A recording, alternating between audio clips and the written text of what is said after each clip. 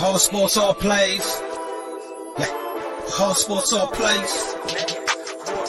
All sports, all plays.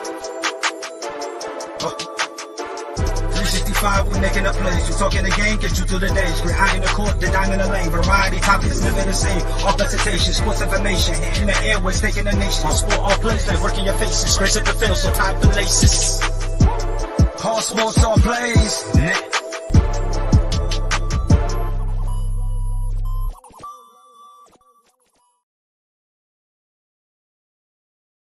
Good morning, everyone. Happy Friday morning. You're watching ASAP in the morning. It's 10:03 on the East Coast. I am Craig. As always, I'm joined by Ray. Good morning, Ray. How you doing this Friday morning? I'm doing good. It's a nice day here in Florida. It's not too hot up in Jacksonville right now. So eventually this afternoon we'll probably get hotter and hotter and hotter in Florida. But I did wake up with a nice cool breeze this morning. I even lift up my windows and stuff. So I got everything going.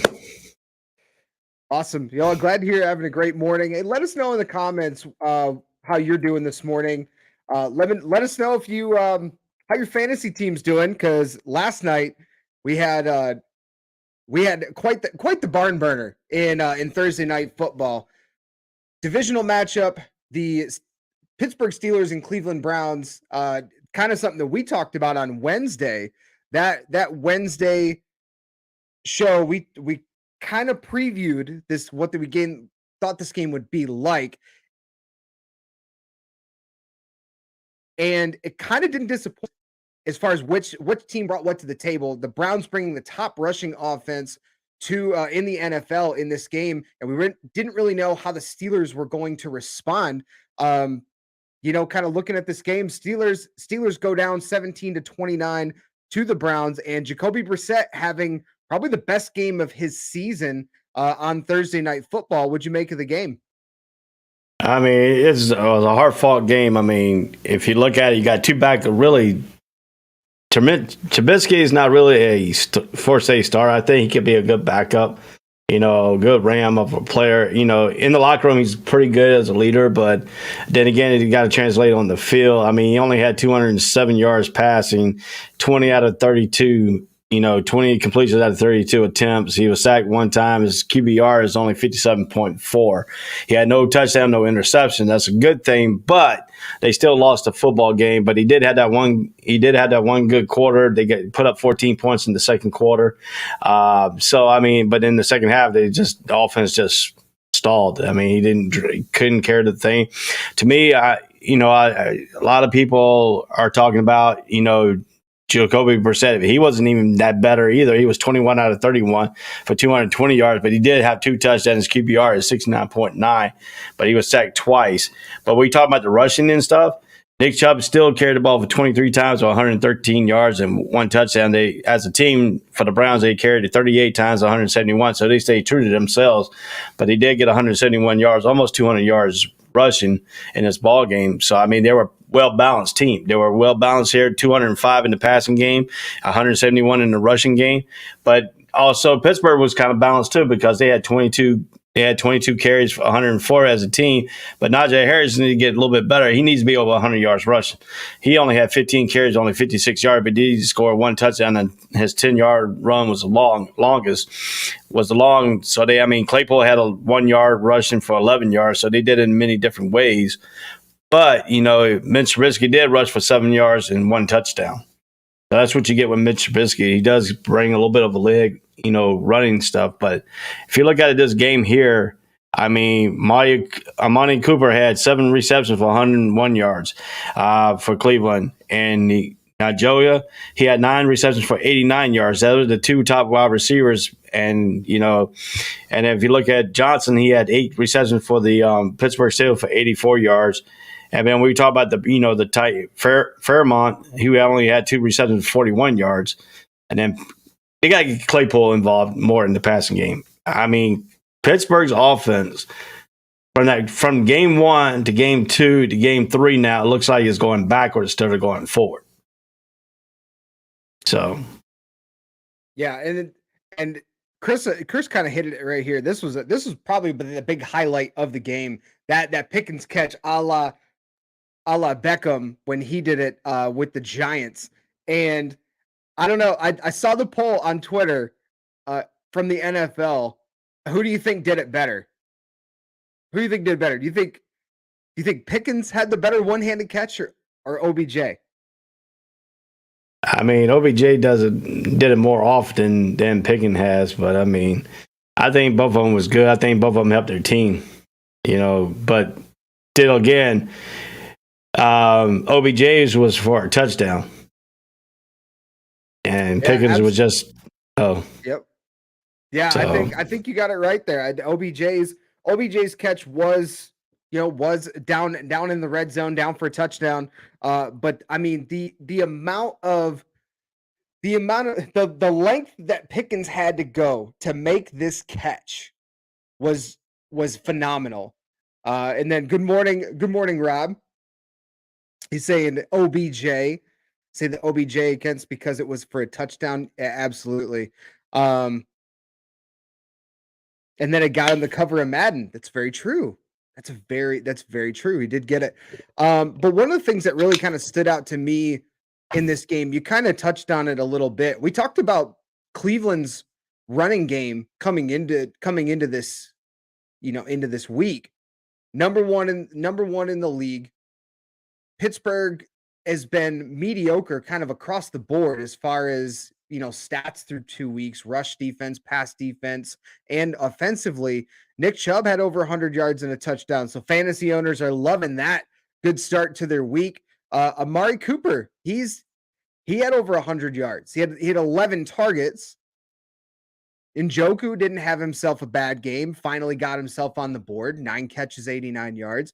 But one that I look at how this offense now through their third week, Jacoby Brissett looked so much more comfortable this week than he did the previous 2 weeks. And I think that showed in his ability. Yeah, 21 of 31, 220, but he hadn't really they hadn't really utilized him a ton. But he had 2 touchdowns, no picks. That's a big stat to me. If you are the guy who's supposed to be the bridge or is the backup to the number one starter, the key for you is to not make mistakes. And he went out and he didn't throw any picks. He led this team in a way.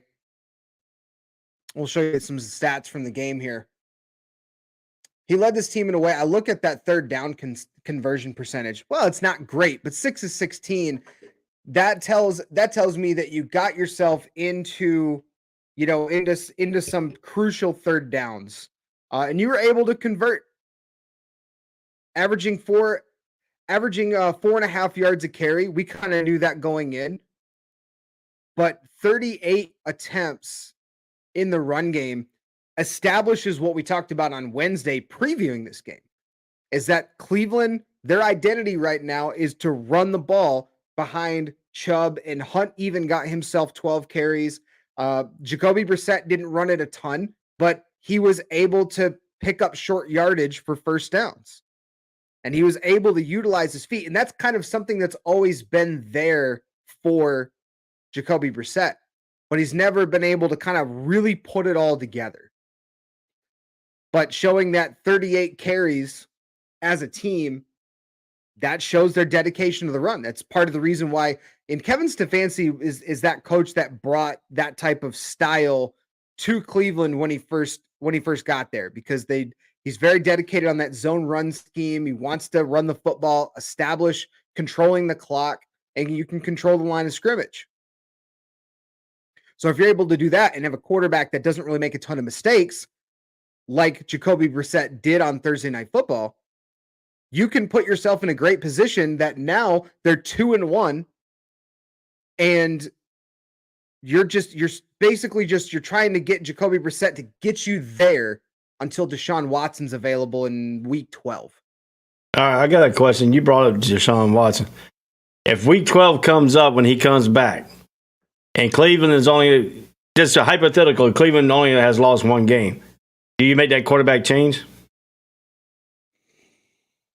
I'm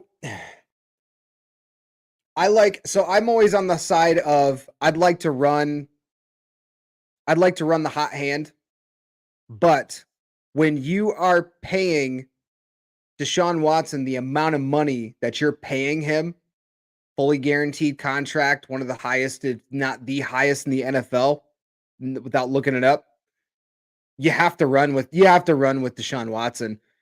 You might run a game with Jacoby Brissett just to allow Deshaun Watson to get his feet back under, but he's still practicing. He's still allowed to practice, right? Or is he not allowed to do any team activities? No team activities. They're going to He's suspended. He's suspended from the NFL. When you get suspended from the NFL, you cannot do any team reps, anything. You got to do it outside the team facilities. So we don't know if they're practicing with him outside of the team facilities with the, getting with the receivers.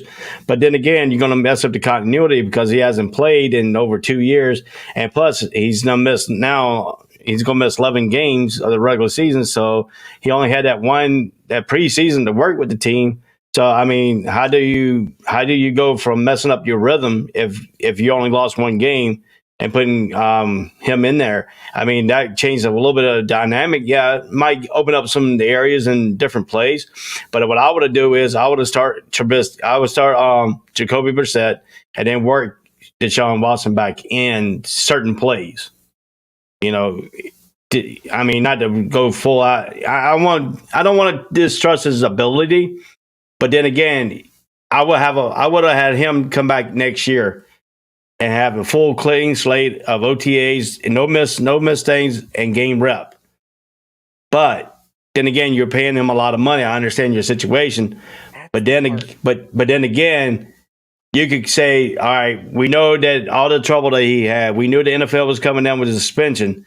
So we're really going to forego this season with him and bring him back when it's a full season. Or you do the same thing. You have him as a backup quarterback and then have certain plays you run for him in certain games and situations. So teams have to prepare for both quarterbacks. That's the way I'll play it. But then again, if you look at this game right here, you touch on the third down efficiency. I want to touch something a little bit before. On fourth down efficiency, Cleveland was 3 and 4. So they made them continue to drive 9 times out of 20 times. And the third down efficiency, and when I talk about third down efficiency and all that, and I talk about the Jaguars all the time about it, is if you win that third down and fourth down area of efficiency and continue drives, you win more. 9 times out of 10, you'll win more football games than you do losing games. And the same thing with turnovers. That's always been a key of football for going through my high school days all the way up. I always told our offense on my high school, I always got on the quarterback and said, you continue to third down. Give us time to rest. And that's what they did. They gave the defense 9 times out of 20 times rest. And Pittsburgh's defense it was tired now because they only had 1 third down conversion out of 9 attempts. So. Yeah, one of the big things I look at with their drive by drive, they had a couple of drives in the third quarter that were very, very long drives. We're talking 6-7 minute drives that ended in scores. And we're gonna bring in Mr. Rob Scott's joining the show this morning. Morning, Rob. Rob, you are muted, sir. or you ain't got your mic on. Or that too. But while we get Rob set up here, one of the things that we've been touching on is the Browns' run game and their ability to kind of extend those drives, and having a couple of really, really long drives in the third quarter really kind of turned the tide because at that point at halftime you're down 14-13. They're still sticking to their game plan, and it really ended up working out for them because of those drives were 70, 80-yard drives, 11 plays, 14 plays, like 10 plus play drives, chew up a lot of clock, as you mentioned, makes that defense tired. And if you can end up scoring in some capacity, field goals, touchdowns, you can continue to play out your game plan, and you're not running into a scenario where you've got to now move on and okay, we got to abandon this game plan and we got to start throwing. But having the ability to establish that run, that's where a guy like Jacoby Brissett has been extremely successful. When you have a strong running game and you can sustain long drives, they were averaging 4.5 yards a carry. You don't have to allow Jacoby Brissett to make those kinds of throws that you would expect a Justin Herbert to throw, a Patrick Mahomes to throw. You don't have to put yourself in that position. So I think that made it ultimately made the difference for Cleveland in this game. Yeah, Morning, Rob. What's up, guys? Y'all hear me now? Yeah, there he is. Yeah. Let me make this one point before we let Rob talk here. If you look at the time of possession, 36:09 to 23:51. Mm-hmm. A defense cannot stay out there over 13 minutes no longer than what it's supposed to. Because if you're doing them 80-yard drives on running, you got tackled, you get the hit, the bodies are hitting. But also, Joe Brissett is a better play-action quarterback than he is a regular quarterback. So. Yeah, and that plays right into that run game. If you can be strong in the run and sustain those drives, now what we saw in some of those short yardage situations, a couple of times Jacoby Brissett was able to make the plays with his feet to get first downs, to extend drives, and then continue on. But yeah, we've seen it in the past. Jacoby Brissett, if he's put into got to throw 40, 45 times a game, not always going to be very successful. But if you're able to have a strong run game like Cleveland does right now, you can make Jacoby Brissett look like a much more successful quarterback. And then, of course, you put yourself in a situation when Deshaun Watson comes back. The argument could be entertained for a minute, I think. But then, like I said, Deshaun's making too much money. As soon as he's eligible, he's on the field. There's no way. Not to mention that during the time that Deshaun was playing, he was considered one of the top 3 quarterbacks in the league. So, I mean, that's the reason he got that guaranteed money, is because you know what you're paying for when he's on the field.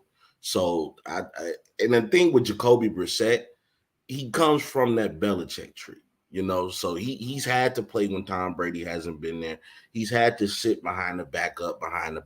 So he's had more than enough opportunity to watch, to learn how to win. He comes from a winning environment. And with that two-headed run game in Kareem Hunt and Nick Chubb, a lot of people were saying, Cleveland should be okay. They should be a run-of-the-mill team until Deshaun gets back, which is why the changing it from 6 games to a year is so important, because people like after 6 games, Cleveland is kind of still in the running as long as Jacoby can keep them at 500 or above. So, and my thing with Mitchell Trubisky is I saw this firsthand with the Bears. Mitch is not a bad guy, but he's not going to get the job done. I mean, he didn't throw away the game last night, but he didn't capitalize on any opportunities. Held scoreless throughout the game. He throws no touchdowns. So I think we're going to be seeing that draft pick for Pittsburgh real soon. And that rolls into the next question. Good morning, Dre Montez, watching on YouTube. Appreciate you tuning in. But that brings up one of the questions that I want to ask you guys today. So after this game, Mike Tomlin was asked in a press conference about the chance of moving on to Kenny Pickett, and he had said, what was the quote? He had said the quote basically, "I'm not ready yet. Like, we're not there yet." So then I ask you guys, Mitchell Trubisky didn't play terrible, but he didn't play great either, and that's kind of what you were expecting when you brought him in. When do you make the change to go to Kenny Pickett? That's a good question. I think at this time, what they're 1-2, nobody really sees Pittsburgh making the playoffs. But I believe if they lose the next game and they go down 1-3, you're going to see Kenny Pickett in game 5. So what you think? I see you shaking your head up there, bro. So just to put this into perspective for everybody that's watching right now, whether you're watching on Facebook, YouTube, Twitch, or watching through Twitter, Pittsburgh's next game is against the Jets at home. Yeah, so lose against the Jets.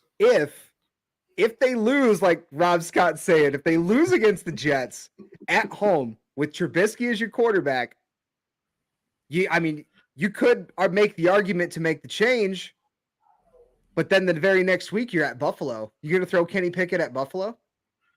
That's a good question right there. I mean, hey, everybody doesn't get the easy entrance exam, you know? Yeah. Just ask Malik Willis when he came in relief of Tannehill against Buffalo. And Buffalo right now just playing at a different level. But I think right now, I get what Coach Mike Tomlin wants to do. He's trying to, not only instill confidence in Trubisky, but instill confidence in his team as a whole to say, hey, because we're not where we want to be right now, doesn't mean I'm just going to yank you from the game or yank away your playing time. You're going to have to throw that away yourself. So I think he's allowing Trubisky to kind of do that. Like, this is on you. You have the starting job. We know that we drafted this guy, Kenny High. However, we bought you in. We paid you a decent amount of money. We want to see what you can do. But as I said before, we could have had Lamar Jackson at the Chicago Bears. Let's put that into perspective. We chose Mitchell Trubisky. So they could have had Deshaun Watson that year. Oh my God, Trubisky. Oh Lord Jesus! Don't remind me. Technically, you could have had Pat Mahomes too, if you really want to get technical. My God. I mean, it's just bad. It's bad, And nothing against Mitchell, but he's, in the words of Shannon Sharp, he's just not that guy. It's not that guy. Something we talked about with our guy Mike Hughes on Wednesday, talking about his perspective of seeing Trubisky play in Chicago. That was something that we kind of all knew going through the draft process, except for apparently the Chicago Bears, that Trubisky wasn't a early first round talent. We'll put it that way. But if you've got Kenny Pickett waiting in the wings and you know that he's going to play at some point, how I would go about it, just if I had my Mike Tomlin hat on right now, I'm not going to play Kenny Pickett against, here's all the teams they have until their bye week. You got the Jets this next week. I think if you're going to make the change, do it for at least a game. Mm-hmm. But then you got at Buffalo, you got Tampa Bay, you're on the road against Miami and Philly. I'm not playing Kenny Pickett in any of those 4 games. 3 of those. Then what you get him for? That's my thing. So here's the thing, though. We are rushing. We as fans and as the media, we're pressuring first round draft picks to be not. They're not. We expect them to play at MVP caliber levels right from the jump, and that's not realistic. I'm not expecting him to come in to go crazy, but at the same time, I'm not building up anybody's hope that Trubisky is my quarterback of the future. I mean, if I got to play my guy and you just happen to have to play these tough teams, it's time for you to learn trial by fire. Right. So here's how I would look at that is you let him develop a little bit, get through that tough stretch of your schedule. Once you have the bye week, I'm not saying any game is easier than another because the NFL is hard no matter what. Yes, sir. But I'm going to if I want to instill confidence in Kenny Pickett within himself, I want to put him in scenarios where he feels like he can succeed. And coming out of that bye week, you've got New Orleans, who does have a tough defense, but then you play Cincinnati, Indy, Atlanta. Those are games I want Kenny Pickett to be in because I feel like he knows he can go out and do well. If you put him out there and be like, hey, so Trubisky he's really sucked against the Jets. We're going to put you out there, but your first test against the Bills. How much confidence are you going to have if you're Kenny Pickett? Not a lot. So if I agree with you, Rob Scott, why did you draft him if you don't want to play him? I would say it's okay to wait a few more games. If Trubisky can put you in position, you're not going to win of these next 5 games. You're probably only going to win 1, maybe 2 if you're lucky. So you already know you're going to lose anyway. Why not wait till after the bye week, give Kenny Pickett that time, and then give him some opponents that he can actually succeed against? Yeah. I just say this because and this is the fan in me. I'm interested to see how good Kenny Pickett can be because I know what Trubisky is. So I get what you're saying. So what if we played this scenario? What if we play Kenny Pickett versus the Jets to give him a warm-up game before he sees the because I want to know.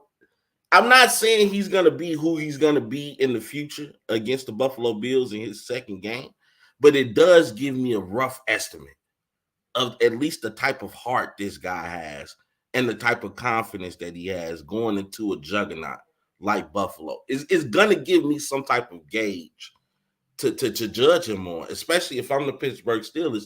And I know that this is what not only what we need as an organization, we need a fresh start, trying to move on from the Big Ben era, but we also need to gauge it for our fan base. You know what I'm saying? For internally for our fan base. This is for the world to see. Let's show you guys how good this kid can be. And I think Kenny would. I'm not saying they're going to beat the Buffalo Bills, but it's just something about when you get some new energy, you get revitalized. Teams start to look at San Fran with Jimmy G. Everybody thought Trey Lance was going, we knew eventually Jimmy might take over the reins. We didn't know it was going to be this early and due to injury, and we hope Trey Lance continues to get better. But at the same time, it's the moment Jimmy G comes in, San Francisco remembers, we know how to play.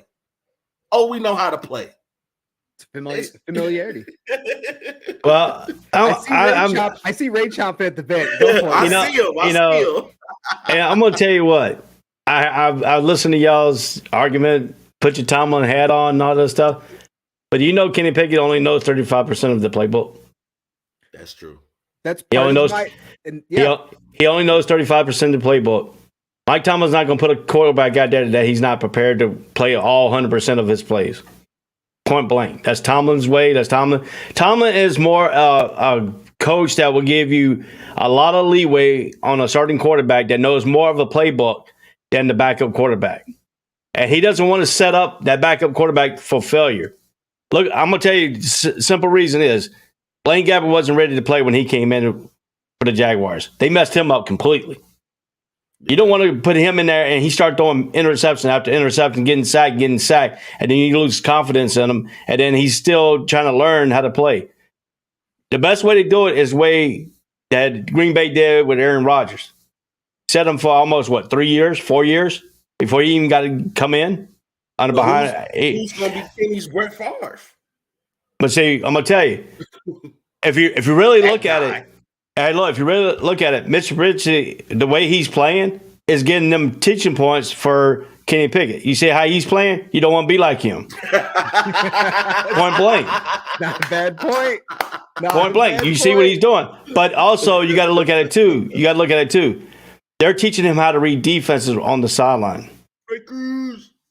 So if you don't let him teach him how to read defense while he's on that sideline, he gets into things he's not going to learn it. And that's what Chicago did to Mitch Trubisky. He did not learn anything from under Nagy's and how to read defenses. Point blank. He ruined his career. He ruined his Chicago. Nagy ruined Trubisky's career. Trubisky's never going to learn how to read defense because nobody's going to teach him. They threw him out there. So now what you doing? Pittsburgh's a great place to learn, but he's still doing the same mistakes over and over. But this time he's not. He's minimizing his turnovers. He didn't force any turnovers, but he still lost the game because the inefficiency on third down is 1-9. Cleveland had 16 for 6 for 16, and fourth down they were 3 and 4. So they continue to drive 9 times out of 20 in this ball game. If you look at the play differential, Cleveland had 71-55 because Pittsburgh couldn't establish a very effective running game, even though they had over 104 yards. Najee Harris has to be the workhorse for the Pittsburgh Steelers. He had 15 carries, only 54 yards. He should be over 100 yards rushing because you picked him up high from Alabama. So sometimes Alabama players don't turn around and be great NFL players. That's true. But that's also because Alabama has such a plethora of weapons. Mm-hmm. It's almost like being in dream world. It's like, you know how they used to tell you when you're in high school, wait till reality hits you. And it's like you leave college and you're like, oh man, I was the man at Alabama. And then you get to the NFL and realize it's not about recruiting here. It's about money. And our team doesn't have the salary cap to get you the weapons that you had in Alabama. Yeah, but say like to the year, to me, I think if Pittsburgh keeps going, because Mike Tomlin knows that Pickett is the future, so he's setting them up for be successful. And I would not be surprised if you don't see Kenny Pickett come out till about after the bye week, maybe week 10, week 11, when Pittsburgh is officially eliminated from the playoff spot. That's when Kenny Pickett is going to learn. Yeah, I think that's something that you had kind of touched on, Ray, as Dre made. Yeah, 3 to 4 bad years of Steeler football is here. It's not that they didn't prepare for the future. You've got there's always a drop off with organizations. There's a cycle. Mm-hmm. You don't see it happening a lot where a team can sustain success for a really, really long time. One of the only teams that really had done it up to this point outside the Steelers is Frankie's Patriots. Yeah. They did it for a long time. But the years you're talking about Kenny Pickett and he, sitting, or Rodgers sat for 3 or 4 years, that kind of stuff, like we saw with like the Justin Herberts of the world, that doesn't happen in the NFL anymore. It's so accelerated that players, if they're not playing in the first year, like a Jordan Love, oh no, what's wrong with Jordan Love? What is he really not that good? Like what's wrong with Jordan Love? He's not. Nothing wrong with Jordan Love. He's got Aaron friggin' Rodgers in front of him. That's what's going on with Jordan Love. But that's interesting you say that though, Craig, because now, we wonder, okay, do we want to sit him down long? Because you have to remember, Aaron Rodgers had Brett Favre. And in this case, Jordan Love has Aaron Rodgers. But there's going to be cases like that where young quarterbacks are coming into a perfect situation for them to actually see some playing time. So now it comes down to, do I want to sit him so he can learn? Or do I have a problem of sitting him for too long and then he turns into Trey Lance? And that's where I think Ray made a great point. You get later in the season, if you're down in the standings and you got, especially after this next stretch, the schedule we were talking about until they hit their bye week, they've got 1 win on their belt right now against Cincinnati. I could see them winning the Jets and maybe at Miami, depending on how Miami plays. But it's at home, and Tua lit it up last week. And if you continue to see that kind of progression from him, I don't think the Steelers can win that game either. So you're talking about 2 and 6 through your bye week, through 8 weeks. And then I think at that point, that's where he will have learned more of the playbook. Maybe Tomlin's a little bit more comfortable.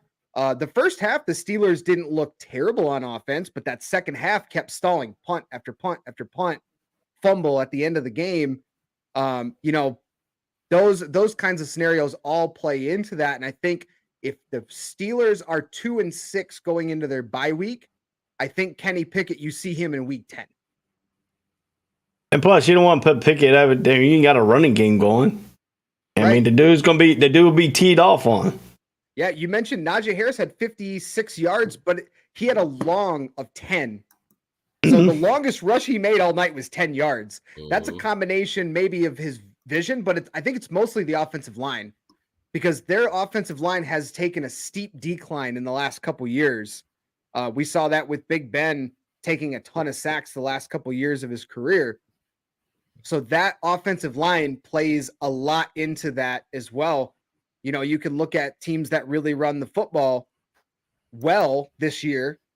The Philadelphia Eagles, the Lions have one of the top rushing offenses through a couple weeks. The Browns, they have great offensive lines combined with great rushing schemes, the great game plans.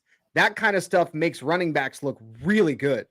So if Najee Harris has that, he might look a lot better. Yeah. But the way that their offensive line is, The quarterback production definitely has dropped when you go even to Trubisky's the bridge guy. So all those things kind of play into effect, which comes back to Dre's point. I think this is where we had kind of talked about this preseason, about our preseason predictions.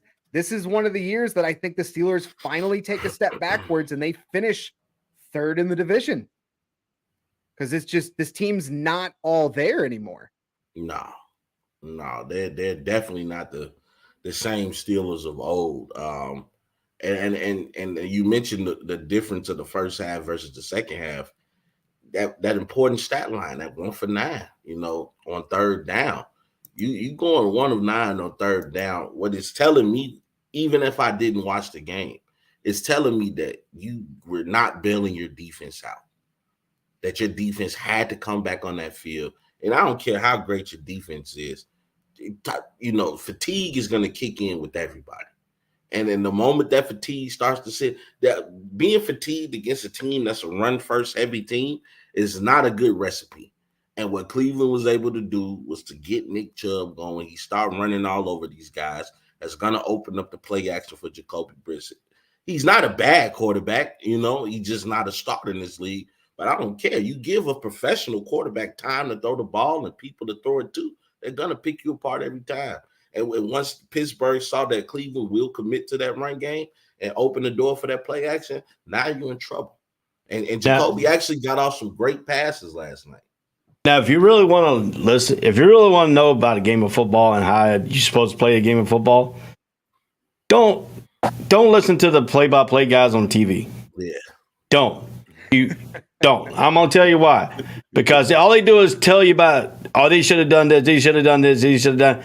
But when the play happens, play-by-play radio guys, they tell you the formation, they tell you how the line's blocking, they tell you if the running back is getting through the hole. And I'm going to tell you the best person to ever listen to on the radio is when the Kansas City Chiefs in the Super Bowl were getting blown off the line by Tampa Bay. I listened to that whole game on an 8-hour drive back from North Carolina to Jacksonville, and I listened to Kurt Warner. Kurt Warner was one of the best I have ever listened to on the radio, besides college football. But Kurt Warner, he told you that the offensive line was blowing the freaking Kansas City line off the ball. He sat there and tell you that. And I'm going to tell you, if you really want to know a game about football, listen to the radio. Turn your TV off. Don't even look at it. Let the radio do the play-by-play. That's how you learn about a game of football. And that's how you learn the tendencies and all this stuff. And that's the way I watch football. I don't know how y'all watch football, but that's how I watch football. I mean, I'll leave the TV on, but half the time I'm paying attention to what the radio guys are saying because I'm visioning the plays each time. I'm visioning what they need to do. I need to, and I'm going to tell you, Tampa Bay's play-by-play guy, even though he's retired now, he's a Florida State used to be Florida State play-by-play guy too. He did Tampa Bay and Florida State.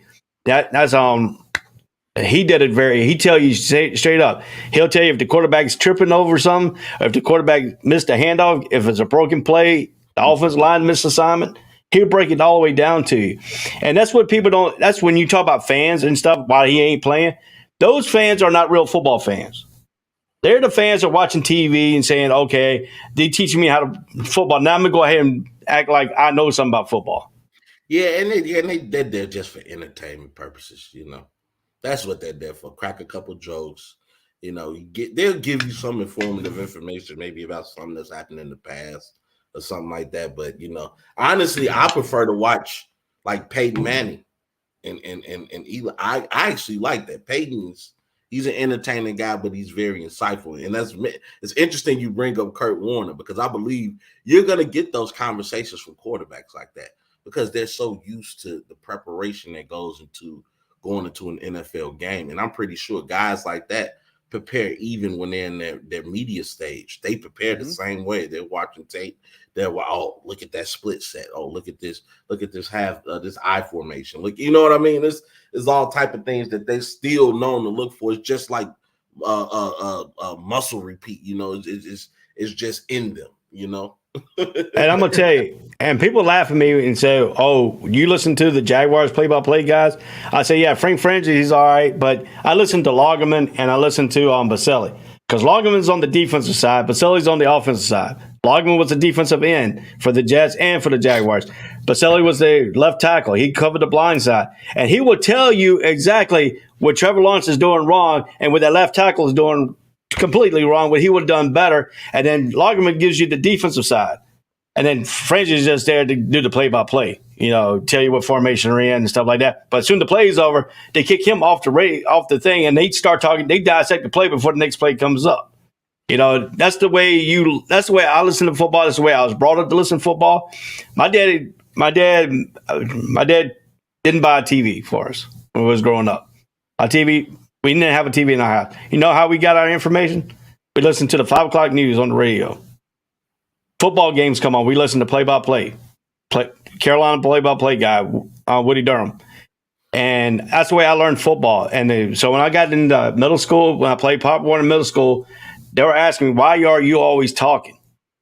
I'm doing play-by-play out on the football field while I'm playing.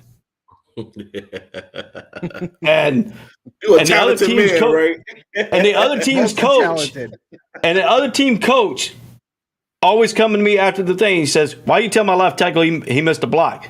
Because I hit your quarterback. He missed a block. He was supposed to block me. He blocked inside. I went around to the outside because I knew he was going down low because I watched the tendencies of him. And I did a play-by-play on the field. He said, what? He said, my coach looked at me and says, why are you always doing play-by-play on the field? And even on the sideline, you're doing play-by-play. I said, that's the way I was brought up. That's the way I learned how to play football. That's the game of football I learned how to play. If I'm doing play-by-play, I'm comfortable out there. I'm going to know their tendencies because I'm preparing myself on the other team what I need to call the game. So but I mean, if you want to listen to a football game, listen to the radio because they are more insightful on what the plays are about than what they do on TV. Are you guys Madden guys by any chance? Anybody? No, I hate Madden. I play Madden. Last time I played was 2020, and I won the Super Bowl with the Jaguars, and I've blown out every freaking team. Well, that's definitely what Madden's for, all the fantasy land. So, the reason I say that is I know some places have done this, and NBC does it really well if you watch Sunday Night Football when they do replays. However, I would love to see, this is how I like to watch football. I want to see that Madden camera in a real NFL game and just watch plays develop. Because then you can watch what the coverage is doing. You can watch and see how each play develops, and you can kind of pick apart those things you can't see on a broadcast angle. I wish places would do that and go and give you the option. I think ESPN does it for some of their ESPN3 streams, but you can do different camera angles, do the stats on the side. Like that's the way I would watch a game. I want to see I want to see from the end zone, or that behind that Madden style of presentation, and then see the stats on the side. Like that's how I'd watch a football game. Well, for that, you might not catch it live, but NFL used to have the NFL game plan. Now they got an NFL Plus after the game's over. You can go back and watch the coach. Used to have a coach version where you can go into the end zone and they'll pick out the plays. You can sit there and watch the plays, and then you can pause it. And also the way I watch football too is I'll take the game and I got a computer program that runs replays. I can put the game inside there and I can break it down to coach's mode, and I can go frame by frame to see what the blocking schemes is. Oh, this guy missed the block. That's why this guy got open. That's the way I do it. I break down all the Jaguar game films after the game is over. I'll go back and rewatch the game. My wife hates it because she says, why you keep watching the game? You already know the thing. And then she sees me over here doing this thing and the coach's view and stuff like that. She said, what are you doing? You ain't a coach. I said, I'm breaking down the plays because I need to talk about it on my Jaguar show. And I'll break it down after the game reaction. That's how I break it down for the Jag Nation. I'll go back and I'll look at the videotape and I'll rewatch the game for the show. I'll pick out the stuff that they done wrong and stuff and all the keys I've done. I can put it on the screen. I said, these are my keys before the game. This is what I talked about on Friday. And then I'll tell them, hey, they did everything right. That's why they won the game. Like Indianapolis Colts. It was always my My feeling when you win football games is you got to win time possession. You got to win the effective third down conversion. Keep your drives going. You got to score more points in the red zone than outside the red zone. And when you go, and everybody asks me, so how you know when to kick field goals? I said, if you're in the red zone, you should be scoring touchdowns. You shouldn't be kicking field goals. Outside the red zone, if you get down to the 35-yard line, you can't advance the ball more. That's when you kick field goals. You kick 35 on back. That's how you win games. If you take that red zone, if the other team is getting more points in the red zone than you are, you're going to lose the game. If you turn the ball over more times, you're going to lose the game. If you don't have enough time to keep your defense rested, and that's what Jacksonville didn't have the previous since 2017. They couldn't keep the drives going. The defense gets tired by the fourth quarter. That's when they got blown off the ball. If you look at the Jaguars now, even though they lost the first game to the Commanders, their defense was still fresh all the way out. They were still rushing the passer. They're still getting the pass rush. Against Indianapolis Colts, Matt Ryan didn't have no time to set up at all. By the time Matt Ryan turned around, he was either getting hit or every throw he made, he got hit. Through the first, all the way, the same hits he was taking in the first quarter, he was still taking in the fourth quarter. Well, we have a very special guest here joining us this morning. We got Mr. Mike Hughes live from Iowa. Oh, what's the word? Morning, Mike. What's the word? Mike Hughes. Rob Scott. Mike Hughes. Well, I'm glad to see Nate kind of agrees with me here. Looking at the Pittsburgh Steelers schedule, week 11 might be the next time they might get a win. Gonna be a while. Money Mitch, baby. We got There's Ray back. Welcome back, Ray. I don't know. I think yeah. I'm too hungover. I think it did. Right. I think Mike went to Iowa just to kick me out of the show, when he came on. But anyway, let me finish this one point, then I'll get Mike on there. But when you look at this situation here and you talk about Kenny Pickett and all that, I think the way Pittsburgh's doing it is doing it right for him because they want him to be the future. They want him to have more confidence coming into a game that he's more prepared and get ready for because he only knows 35% of the playbook right now. That's why Tomlin's not playing him. Yeah, a little early for him, developing and kind of putting him in that fire. We mentioned the upcoming games they got. It's a hell of a stretch for them until their bye week. So I think it's a pretty smart move to not play Kenny Pickett until at least after the bye week. But I can understand why you'd want to. Because Mike, we were talking about Wednesday about Mr. Mitchell Trubisky. So the topic was brought up. Should the Steelers move on from Trubisky to Kenny Pickett? And I'd love to hear your reaction. I think before I get out of here, I will be back. I gotta go. I'm dropping off my shorty, and then I'm going to the Field of Dreams. So if you guys are still live, I'll show y'all that. But I think like a part of it is Najee. I'm waiting for Najee to arrive. You got 56 yards. Like, come on, bro. Like I need Najee to just be a little bit more efficient, a little bit better. And I know you could win games with Mitchell Trubisky. You're just not going to win big games with Mitchell Trubisky. So I think if Kenny only knows 35% of that, as someone who watched that with Justin Fields, who watched that with Mitch Trubisky, and Rob Scott knows every other Bears quarterback, it's a bad idea. It's a really bad idea. So, I mean, you could throw him in and he could, it could be all bullshit. Like it could be, maybe he only knows 35% of it, but maybe he only needs 35% of it. And the rest of it belongs to Najee. Like, I think that's not too out of pocket to say, but I think I'd still rock out with Mitch. He didn't have a bad game. He just, he's Mitch. So that's what Mitchell does.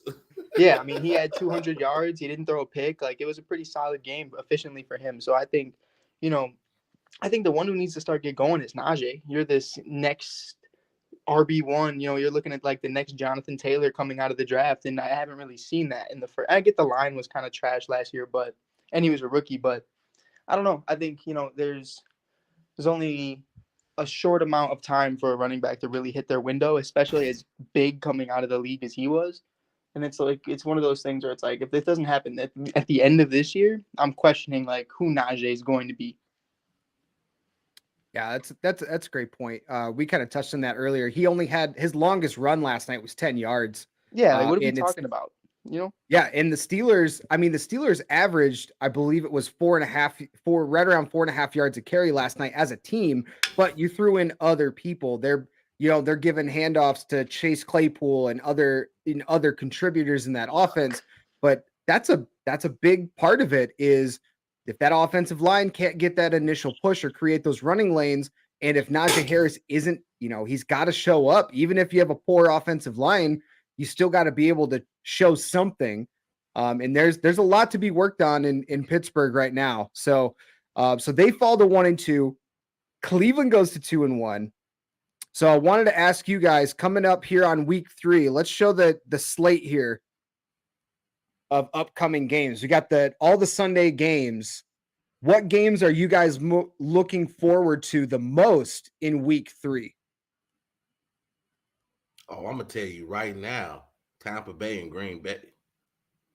That's my highlight game of this upcoming week. I'm interested to see Miami versus Buffalo as well.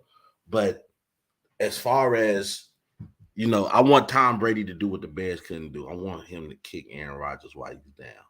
So, I know right now Tom Brady is going through a little bit of adversity, which is why I feel like this is going to be a beautiful Super Bowl story for him.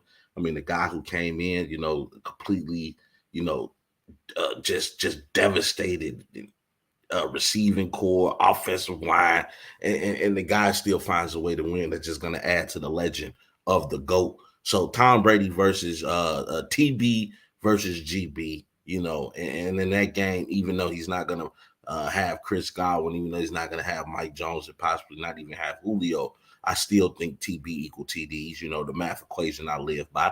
And I think that Tampa Bay is going to be able to pull it out. That's my game of the week for the upcoming Sunday night of games. Or so Sunday of games. Sunday of games, yeah. So Nate's got Dolphins and Bills. Ray, what game are you looking forward to this weekend? Well, I got to be biased here. I got to go to my Jaguars because Jaguars have only won out in the West Coast 3 times out of their whole entire existence. So they go in to play the LA Chargers. I want to see what Justin Herbert can do if he's still effective with the injury, even if he's going to play day by day. Right now, he's only been throwing the ball 5 yards. He's been doing a lot of handoffs. He's not really doing anything. I want to see if he can take a hit because the Jaguars defense is now getting into being more of a disruptive in the passing game. So that's one thing, but I'm going to give you a second one because, I can't be that way. I really wanted to see the Rams and the Cardinals. That's what I want to see. Because I want to see Kyler Murray. Kyler Murray last week showed that he got heart, the way he played. The way he brought that team back. And that 2-point conversion, if y'all didn't see that was a beautiful throw right down low, and the receiver went down and got it. And that was to tie the game up with no seconds on the clock. Yeah, they had that 2-point conversion to that was the one to AJ Green, right? Yeah. I think that was because the the play before that, AJ Green didn't have 2 feet in and all that stuff. So they went back to him, and he got the ball, and that's when he got hurt too. I mean, AJ Green got the ball. He landed on top of the ball, basically, not to win out of him. With him, we never wish injuries on nobody, but it's like with guys like him, Christian McCaffrey, and it's like what else is new? It's like you kind of looking at your calendar, like, okay, what game is he going to get hurt? But to me, I think the Rams and the way Jalen Ramsey is playing right now, anybody can complete a pass who he's guarding. Used to be you stay away from him. But now teams are attacking him and he's not producing. So that's going to be an interesting thing to see how the Cardinals can do it. And they're playing in Arizona too. So for my games I'm looking forward to, I'm looking at the schedule like, all right, there's 1, there's 2, there's 3. So I'm narrowing it down to 2. There's a lot. I like storylines. I like the storylines that come out of these games. Now, the first one is I'm going with Ray. I'm going to do a little homer pick here. I think Detroit and Minnesota is a huge game for both teams because for a couple reasons. One, the NFC North, everybody's 1-1. It's still early in the season. Everybody's tied right now at 1-1. Minnesota's coming off getting their asses handed to them by by Philadelphia, and Detroit kept it close with Philadelphia. They came out and punched Washington in the mouth, literally, with the run game in the first half of their game last Sunday. So those two have a lot riding on this game already early in the season. Early season matchup. Minnesota's, they got to bounce back, but Detroit, can they keep that momentum going? DeAndre Swift leads the NFL in yards per attempt at 10 right now. And he didn't really get a lot of touches this last game because he's been kind of working through some injury. But for Detroit, it's extremely important for them to come out and win on the road at Minnesota in a fairly tough environment against an offense that in week 1, beat the brakes off of the Packers. So there's a lot going on in the NFC North for me right now. The other one is the Sunday. It's the Sunday night game, San Francisco at Denver. And that one's probably a little bit like, why would you pick that? Because I'm looking at Denver through 2 weeks. They should be 2-0. If Nathaniel Hackett had half a brain against Seattle, they should be 2-0. You mean to say if Hackett didn't hack it? Correct. If Hackett could hack it, they should be 2-0. But their offense with Russell Wilson hasn't been what everybody's been expecting them to be. And then you saw what Jimmy G did in relief of Trey Lance, and they all of a sudden look like, Rob, you mentioned it. They flipped the switch. So I want to see how is San Francisco going to respond in this next game, full week with Jimmy G. Do they come out and play like they did last week? Or are we going to see the inconsistent Jimmy G against that team? Denver at home, they're also 1-1. Like all these right now, all the NFC West teams are also 1-1. Denver now has to try to keep pace with the Chiefs. They have, and then Vegas is going to look for their first win against Tennessee. I think that's going to be an interesting game for different reasons. But that's where I look at Denver and San Fran, where they currently are both in their seasons. That's what makes that matchup so intriguing to me, is Denver's just inability to produce at an offensive level that we thought they would. And, how is San Fran going to respond? So those are my two for the week. Well, also, if you talk about storylines and all that, how does Buffalo defense pair up to Miami's two wide receivers in Hill and Waddle?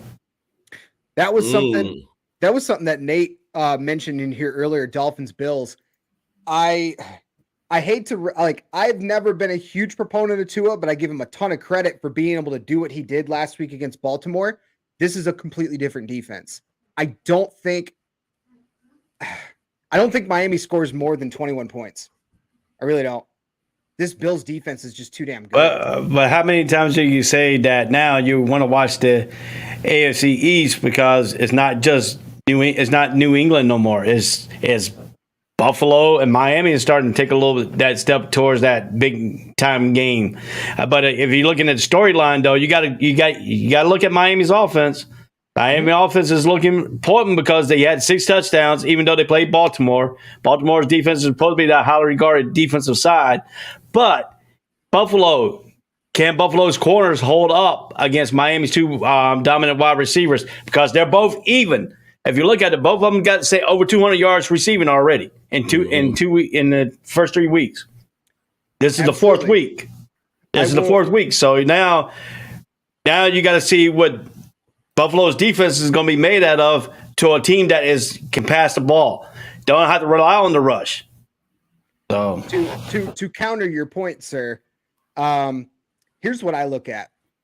Buffalo, yes, they're 2-0. They've only allowed 17 points. They have a plus 55 differential in scoring. Their defense is first against the run, fourth against the pass, and second overall. On offense, they're the third best passing team through 2 weeks in the NFL. and Miami's already given up 45 points through 2 weeks. Yes, that was a shootout against Baltimore, but still the point remains the same. I don't think it's going to be, to your point, I don't think it's going to be, can Buffalo's defense keep up with Miami's receivers? It's the other way around. Can Miami's defense slow down Buffalo's passing attack? And I don't think they can. I don't think this is going to be a terribly close game. I really don't. I'm gonna counteract you. I'm gonna counteract your point right here. Let me counteract your point. I'm gonna counteract your point right now. I'm not trying to turn this into a debate show, but I'm gonna counteract this. I love this. I love this. Buffalo's defense has played 2 games not to a rushing quarterback who can run the ball too, like Tua can. So now, boom, you gotta respect his run and you gotta respect his passing ability. So you got a mobile quarterback back there. Now it's going to put pressure on the Buffalo's defense now to make sure they're not getting out of their lanes and pass rushing, because sometimes they do get out of their lanes, and a running quarterback can boom right out there, and then he's got a run pass option, right? Boom. So if you put him and roll him out away from the pressure, put Tua in a where he can get into it, and then you move Waddle, because Waddle can play the outside and the slot. So now if you put Waddle and Hill on the same side of the field, you putting pressure on that side of the field and you roll him out to that side of the field, what Buffalo is going to do then? Because Buffalo hasn't played a mobile quarterback this year. Are you talking about the same Tua that's had 3 rushing attempts for 1 yard this year? But you see, they have to use them. They will have to use them in this game. They have to use them for this game. To both of you guys' point, Go ahead, it's going to be an exciting game just because Philadelphia, I said Philadelphia, Miami now has the fastest guy in the league. And let's be honest with Buffalo. For now. And let's be honest with Buffalo. Can that quarterback just drew a blank on the quarterback? Josh Allen? Josh Allen. Is Josh Allen and Stephon Diggs the new 1-2 tandem in the NFL? Because right now, through 3 weeks, that's been the best quarterback receiver combo in the league right now. Stephon Diggs is playing on another level right now. Shout out to him because he made my fantasy team look very, very good.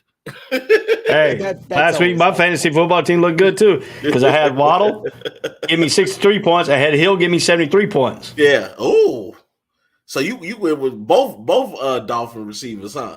Yep. That's a lot of confidence. That is. Hey, they produce. They produce though. After 3 weeks, the Cleveland Browns run their division.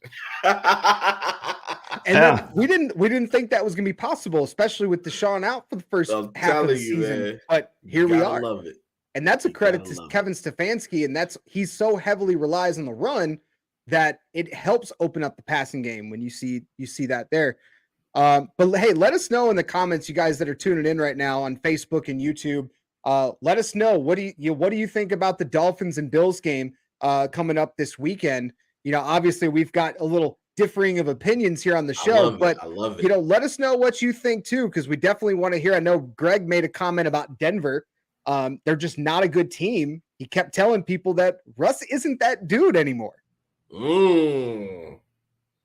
I mean, to his point, he hasn't been producing so far through 2 weeks. It's a very, very small sample size in a new environment, but he really hasn't put up and produced the way that most have expected him to coming in.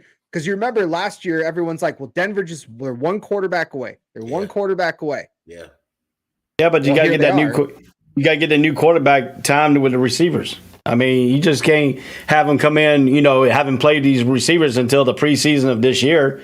I mean, it might not seem good right now, but let Russell Wilson be in this offense for a while. Let Russell Wilson be with these receivers for a while. It'll be a different team next year because he's still learning. He's still filling out the team.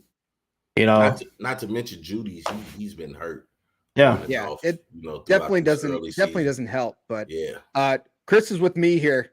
Buffalo by multiple scores. I don't even want to say who's gonna win because you guys both made such compelling argument. I'm gonna just stay out of it and say, may the best one win.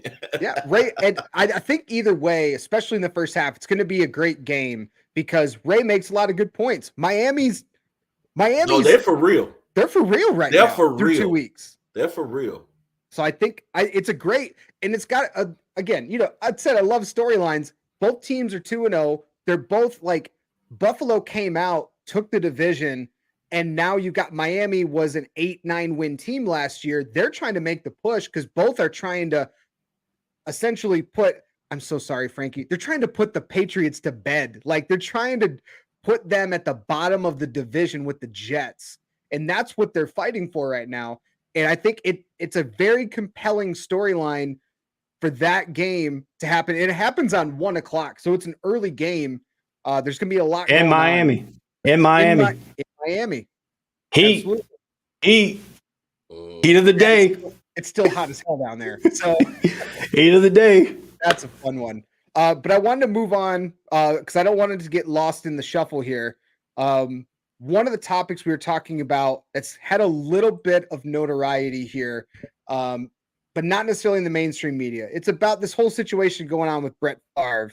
And Ray, I want you to go ahead and kind of open this up and kind of give us some backstory on it of what's going on with Brett Favre and this whole scandal. Well, Brett Favre, his daughter plays volleyball at Southern Miss, the same college that Brett Favre went to. They requested they were trying to get a new volleyball arena for their volleyball team. Basically, get away from playing in a basketball stadium, have their own arena to bring in better recruits, to make this a better time, and make Brett Favre's daughter, feel comfortable. Really, basically, that's what it is. But he went to the governor of the state of Mississippi and asked him for some state help with a state institution, which is Southern Miss is a state institution. Well, the mayor decided he wanted to tap into the welfare of Mississippi and give Brett Favre the $1 million he was asking for. I don't know if Brett Favre knew about it, but there have been some text that came out of Brett Favre's phone saying that he did know about it, and it has been proven. And now the governor and the city officials have now pleaded guilty to this charge. Now Brett Favre has got to answer if he's going to plead guilty or not, because now they got text messages saying that they think that he knew about it, and now they can prove that he knew about it. So now the question is in Favre's court. But even though he knew about it, he did pay the money back. I give him that. He did pay the money back to the state once he found out what was going on. But the question in the title is, why hadn't the mainstream media, I want to know, have not covered this? Because they blasted all of the Boston Celtics guy all over the freaking ESPN. And I know you said, we talked about it on the backstage area, that ESPN was covering more about basketball, and Brett Favre is not a well-known name now, so he's been away from the NFL. But it's still a big deal. Mainstream media should have covered this to give equal opportunity to, even though you don't give equal opportunity as what it is. But this show here, we catch everything on the show. I catch everything. I'll read sports. I'm going to tell you, I am a sports fanatic, but I read newspaper clippings. I search the web. I search people's stuff. If I find out something's going on, and the reason I found about this story was my cousin told me about this story. He said, yeah, I see you running a sports thing, but y'all ain't talking about this. This is really big. He gave me firsthand from the FBI information that he could give out to me and said, you need to look in this story right here. This is a little tidbit. So I started looking into it, and that's sure enough. Brett Favre was in the middle of it because his daughter plays volleyball at Southern Miss. And this story is big time because they're taken from a poor state and a welfare that can help other people. That $1 million can help a family that's in dire need. Who's in the dire need at Southern Miss to get a new stadium, a new volleyball, even a volleyball court? You're talking about a volleyball court that could be played in a regular gym that they have. But you're talking about you taking money from a welfare state that is a poor state. Mississippi is a poor state. To give it to Brett Favre, who can go out and get a loan himself for this thing, instead of going to the state and say, hey, if you're going to give somebody, if an athlete's going to give something, do like Michael Jordan did. He gave a whole clinic. He bought a whole clinic, not even going to the state of North Carolina and asking, can I put a whole clinic in Charlotte, North Carolina, to help these poor people?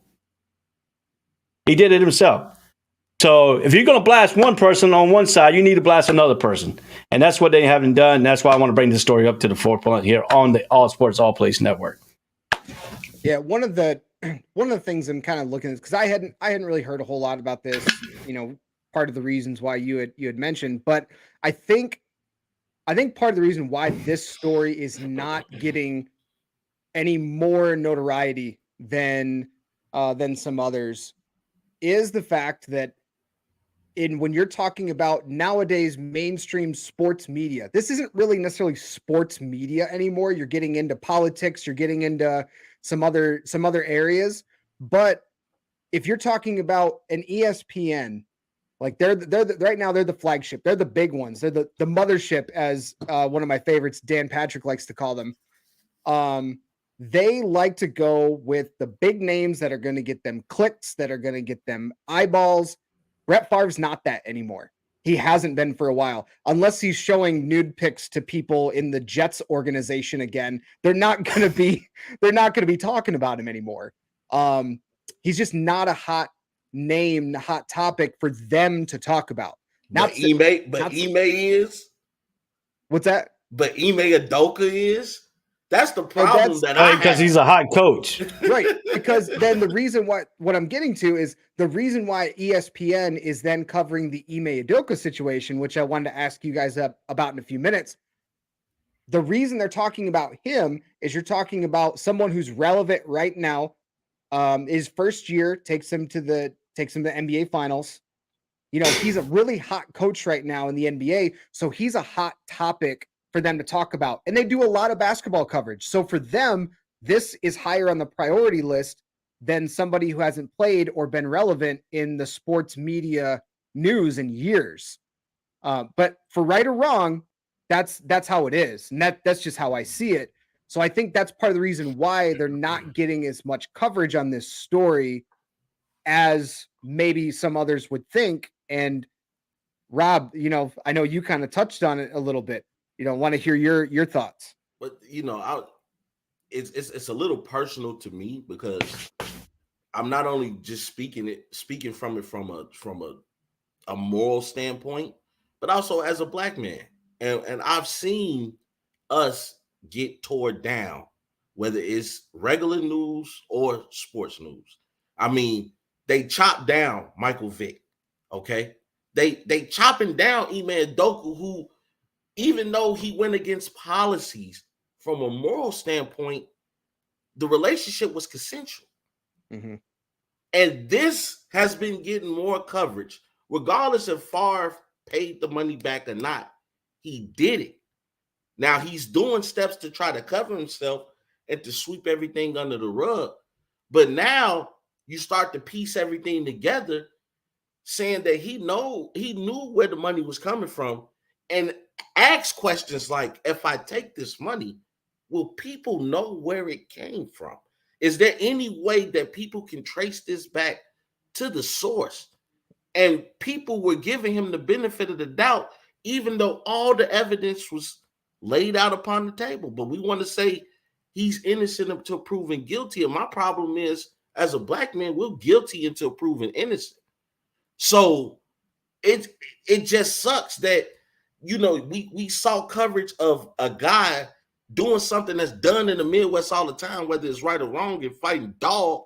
We saw a guy have a consensual relationship that went against companies' policy, and these things have gotten more coverage than the guy who committed federal fraud. Federal fraud. Let's call it like you see it. Federal fraud. We got President Joe Biden on the news talking about we're going to come at all the people that got all the PPP loans. That PPP loan was very huge that Brett Favre got for a volleyball stadium. Let's call it like we see it. And because he got the complexion for the protection, as I like to say, there is no coverage on him. You're going to sweep it under the rug until he gets quiet. And that's my problem with the situation. That's all, guys. And hey, I agree with you to the point of, this is not the first time Brett Favre has gotten himself in a situation and it's been talked about for a minute and just kind of let go. At what point do we look at Brett Favre like, his track record says he's not a great human being. I mean, at what point do we look at that and go, okay, you're kind of shady, you know, like go back to how he handled some of the situations when he was still playing. Mm-hmm. Obviously, you talked about I made a comment about the Jets situation, Mm-hmm. the picks, and you know, you can even kind of look at the Robert Sarver thing going on in Phoenix right now, which is insane to think about that there's even a decision. Adam Silver's like, well, we can only do so much. And they punished him as much as they could. But thankfully the pressure from the public opinion, the court of public opinion, Robert Sarver's like, okay, I'm going to look into selling. That doesn't mean he's going to, but right now he's trying to appease. But these are the kind of things that I agree. Why are we not talking about how the character of some of these people are versus, like Greg talking right here, ESPN covers Ime Udoka because they know America loves a good sex scandal. You're not wrong. Not wrong at all. You're not wrong. Not wrong at all. I do hate to see that in a sport like the NBA or like the NFL, you see a lot of great athletes who are African-American, and you don't see them in positions of getting a lot of notoriety on things, or maybe like head coaches and things of that. But as soon as one thing happens that could put a crack in that armor, it gets blown up. It gets blown up. And to let you know, they say it was public opinion that got Robert Sarver to think about selling the team. No, like I said before, it's not until money gets involved. When PayPal said, hey, our sponsorship is up in 2022, 2023 season, after this season. If he's still here, we gone. Who is PayPal? Oh, they don't have nothing but their patch on the emblems on the jerseys of both the Phoenix Suns and the Phoenix Mercury. So when you start to lose money and that starts to count against the NBA's budget line, now we're gonna say something. Yep. And unfortunately with Brett Favre, I mean, the NFL is like, well, he's not in the NFL anymore, so leave us out of that light, which I understand. But we're talking about a guy who took advantage of the poorest state in America. That's not factual. That's fact. I mean, that's not fictions. That's fact. But if you look at it too, who's going to suffer? Yeah, the poor people are going to suffer. But it also now puts a bad light on his daughter because his daughter plays for this volleyball team. Yeah. Now she didn't do anything wrong, but her dad did. Now it's reflected on her and the school. And it's going to reflect on the governor, which the governor has now pleaded guilty because he knew he did something wrong. Dirty politicians, man. And if you look at it too here, and what you're saying is, we look at it different standards here. White complexion and all that stuff. I know for a fact I don't have any white privilege on my end. As a matter of fact, if you really want to know about it, is I came from a poor family. Mm-hmm. I was even poorer than some of the people that live in the African American area of my town. Mm-hmm. My dad didn't even. I mean, we were scraping barrels of bottom. I'm gonna tell you what. When I was growing up, and everybody looks at me like, "Oh, you white, you got me mid thing." I went to school wearing a Idaho potato sack that my mom made clothes for. But when I went to school, I wore corduroys that you can go down to Sears, at Sears and Roebuck, when it was Sears and Roebuck, buy husky corduroy pants for $2. My mom worked 4 jobs to keep food on our table. Mm-hmm. And so when people look at me, I have some, because I know where I came from. Mm-hmm. I know where some of these people come from. Everybody looks at me like, you didn't come from a black neighborhood. Yeah, I did. Matter of fact, when I grew up, my whole street was nothing but black. I was the only white person on the street. Mm-hmm. I played football with everybody, color, white, black, anything. Mm-hmm. We had a wrestling organization on our street. I was the whitest dude on the street. And I sit there and hanged around with everybody. I went to all dominant black schools. Mm-hmm.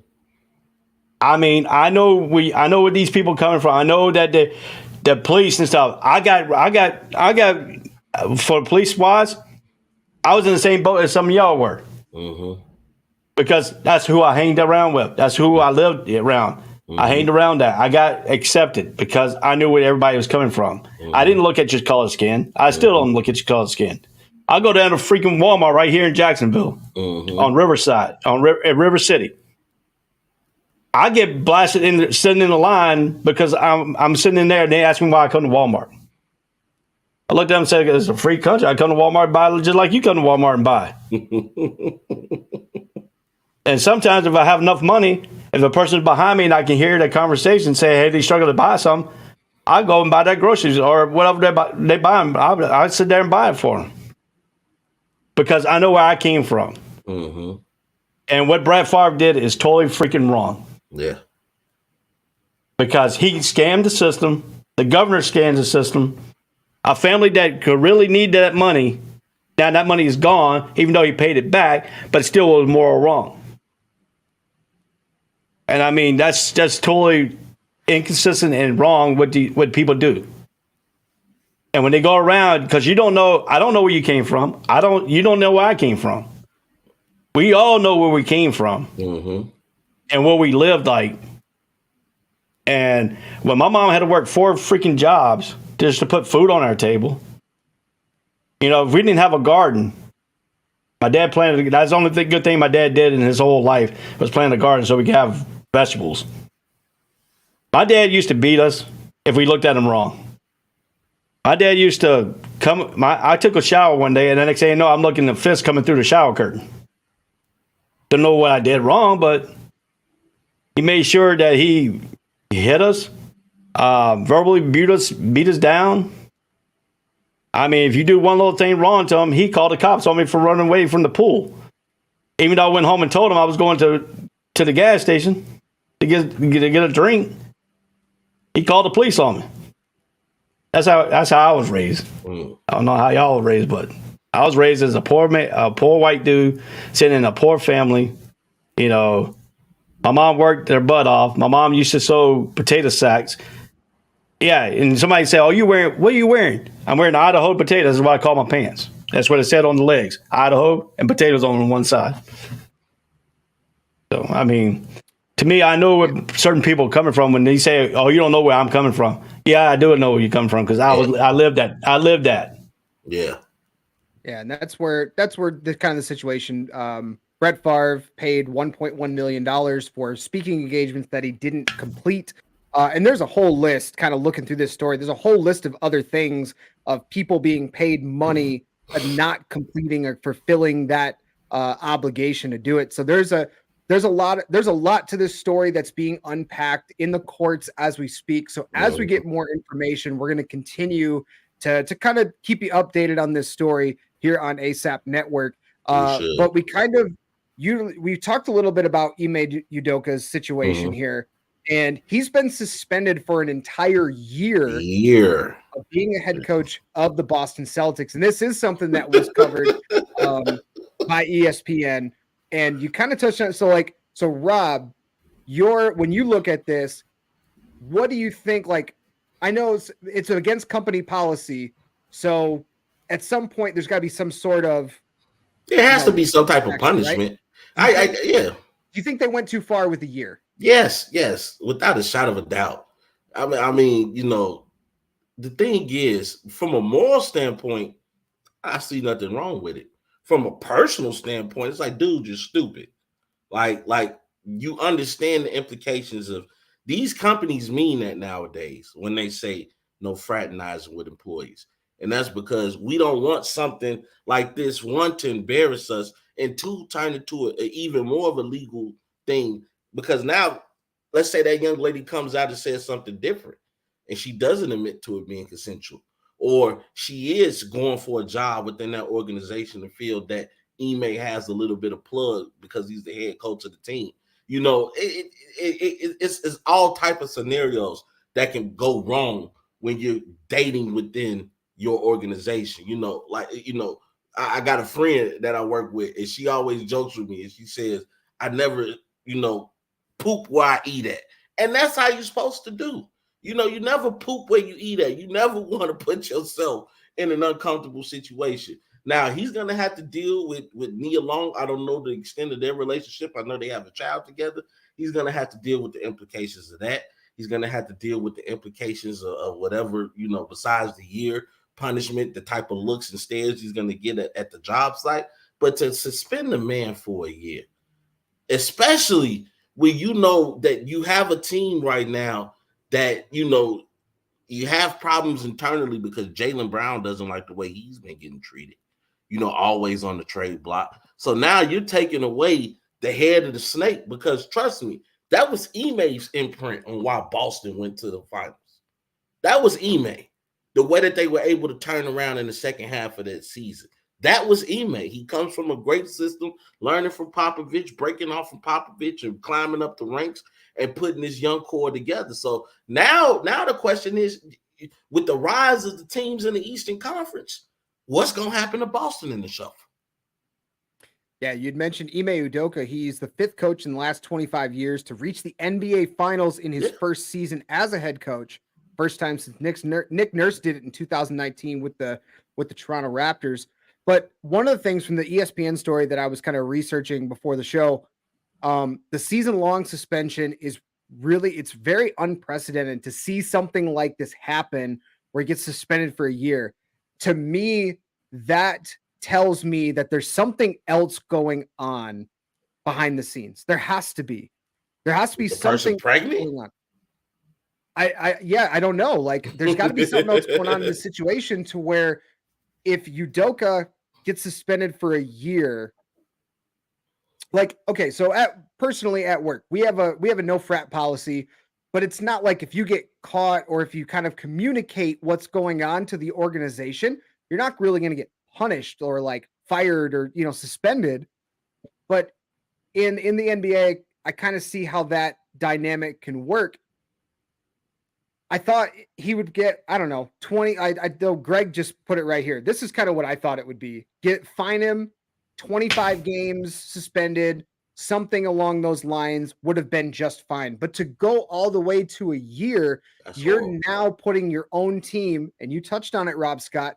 You're putting your team in a situation that now you don't have your head coach for the entire year. You're handing it off to one of your assistant coaches in an already very tough Eastern Conference. You're putting yourself in that position that you might not say you won't make the playoffs, because I think they're too good to not make the playoffs. But you might, instead of being a 1st or 2nd seed, now maybe you're talking about 5th or 6th seed. Mm-hmm. And that's where money talks. Because you've got that scenario where you're going to be on. I wouldn't be surprised if this, out of the wake of the suspension, maybe some games aren't on. Not to say that Ime Udoka is kind of the linchpin of it. Maybe some of these things maybe they're not on national TV as much. Maybe they're not, if they're not in a high profile games at the end of the season, maybe they get swapped out. That's revenue money for the NBA. Yeah. So I was very surprised that they went all the way to a year for something like this, where it's reportedly been consensual. So what's the problem here? Yeah. If they didn't report it to the higher ups like they're supposed to per company policy, okay, that's where I think I agree with Greg. Fine him, 25 games. Hey, slap on the wrist. Just, hey, really don't do that again. Yeah. But to go for a year? I can see, I don't see why he got a year. I can see the seriousness of why they're taking it this serious, taking the situation this serious. And that's just because he's in a position of power. It's different. If I'm the teller at the bank, then yeah, if I get caught sleeping around with an employee, you probably don't really care. But if I'm the VP of operations at this company and I'm sleeping around with people at the branch, now it's a problem, especially if one of those people I'm sleeping around with happens to become a branch manager. Or, Right. So maybe that could have happened. Maybe the person he's with could have been hired in a position of power because of his influence. And now they put 2 and 2 together. So that can be the situation going on. I hate to speculate, but the thing is, even if that is the situation, something like that should be handled internally. You don't take it out on the team, because it's not this is an organizational problem now. It's not directly correlated to the team. So I don't see, like Greg say, okay, we suspend them 25 games for internal reasons and we fine you. But to do it to a year, and to not only suspend them for a year, to make it such a media fiasco that it's been that I'm talking about. Ime has been getting wild coverage, brothers. He has been getting wild coverage. I mean, and you know, again, it was consensual. So it's not like he did something against this woman's will. He just did it wrong from a professional standpoint. He went about it the wrong way. To me, they treating this like he raped the woman. Right. That's what I'm saying. That's why I have to keep saying it's consensual. But also, I want to take it a little bit further too. They spent him for a year, but they also made a statement saying the decision for his future with the Celtics beyond the season will be made later on date. So there's more coming to this situation if they're going to let him go. Yeah. But the thing is here, you're talking about. I come from an organization. When I was in the Navy, we had fraternization policy set in a thing. We had a XO and a petty officer first class get involved together romantically, which is a bad no because you got to think. But they didn't go out and say, "Hey, we're going to send him away." What they did was they took his XO rank away and put him back as a regular officer. Took him down from a commander down to a lieutenant commander, but it had to take an act of Congress. That's what they did. But then they didn't kick him out of the Navy because of it, because it was consensual. It was just frowned upon by the Navy. They didn't take him out of the situation where they took him out of a command situation, put him back into a division officer situation, and stuff like that. But they didn't kick him out of the Navy, and they didn't kick her out of the Navy and stuff like that. But still, you're talking about a basketball organization. Yeah, it's frowned upon, but it was consensual, like you said. It should only been, to me, I think 25 games have been too much because he's an adult. These two are adults. They're not going out. He didn't go out and rape this woman. The woman is not underage. They're both consensual adults. So a 10-game suspension would probably have been enough, and take a little bit of money away and let him coach. Preach, brother. Preach. So preach. That's the way I look at it. Mike Hughes, Ime Udoka suspended for the year. Ha! What's your thoughts, man? Shitty! Bro, you cheated on Nia Long. I hope you die mad. Dude, how you cheat on Nia Long? But, there's a lot of reports coming around that, there's some people saying it was non-consensual. There's some people saying it was consensual. So I won't speak on that aspect of it because I wasn't there and I wasn't the one doing it. But I would be a hypocrite if I said at this very moment I don't have a watch on, but September 23rd, 11:35. Thank you, Ray. 10:35 our time. Ray, can I swear just one time on here? Go ahead. No. I mean, and I mean this in the most professional way. I'd be fucking so, everywhere I've worked. Put that on a t-shirt. Everywhere I've worked, I've ended up hooking up with a coworker. So for me personally, I feel like if I say anything, I'm a hypocrite. If I'm against it, I'm a hypocrite. If I'm for it, I'm biased. Oh, we lost him. We lost him. What I'm saying was, I be fucking. You feel me? So you hear me? Yeah. I found your new catchphrase for Mike on the mic. I'm telling you. And at the end of the day, y'all just remember, I be fucking. Nah. I be fucking. So, and I mean it in a respectful way.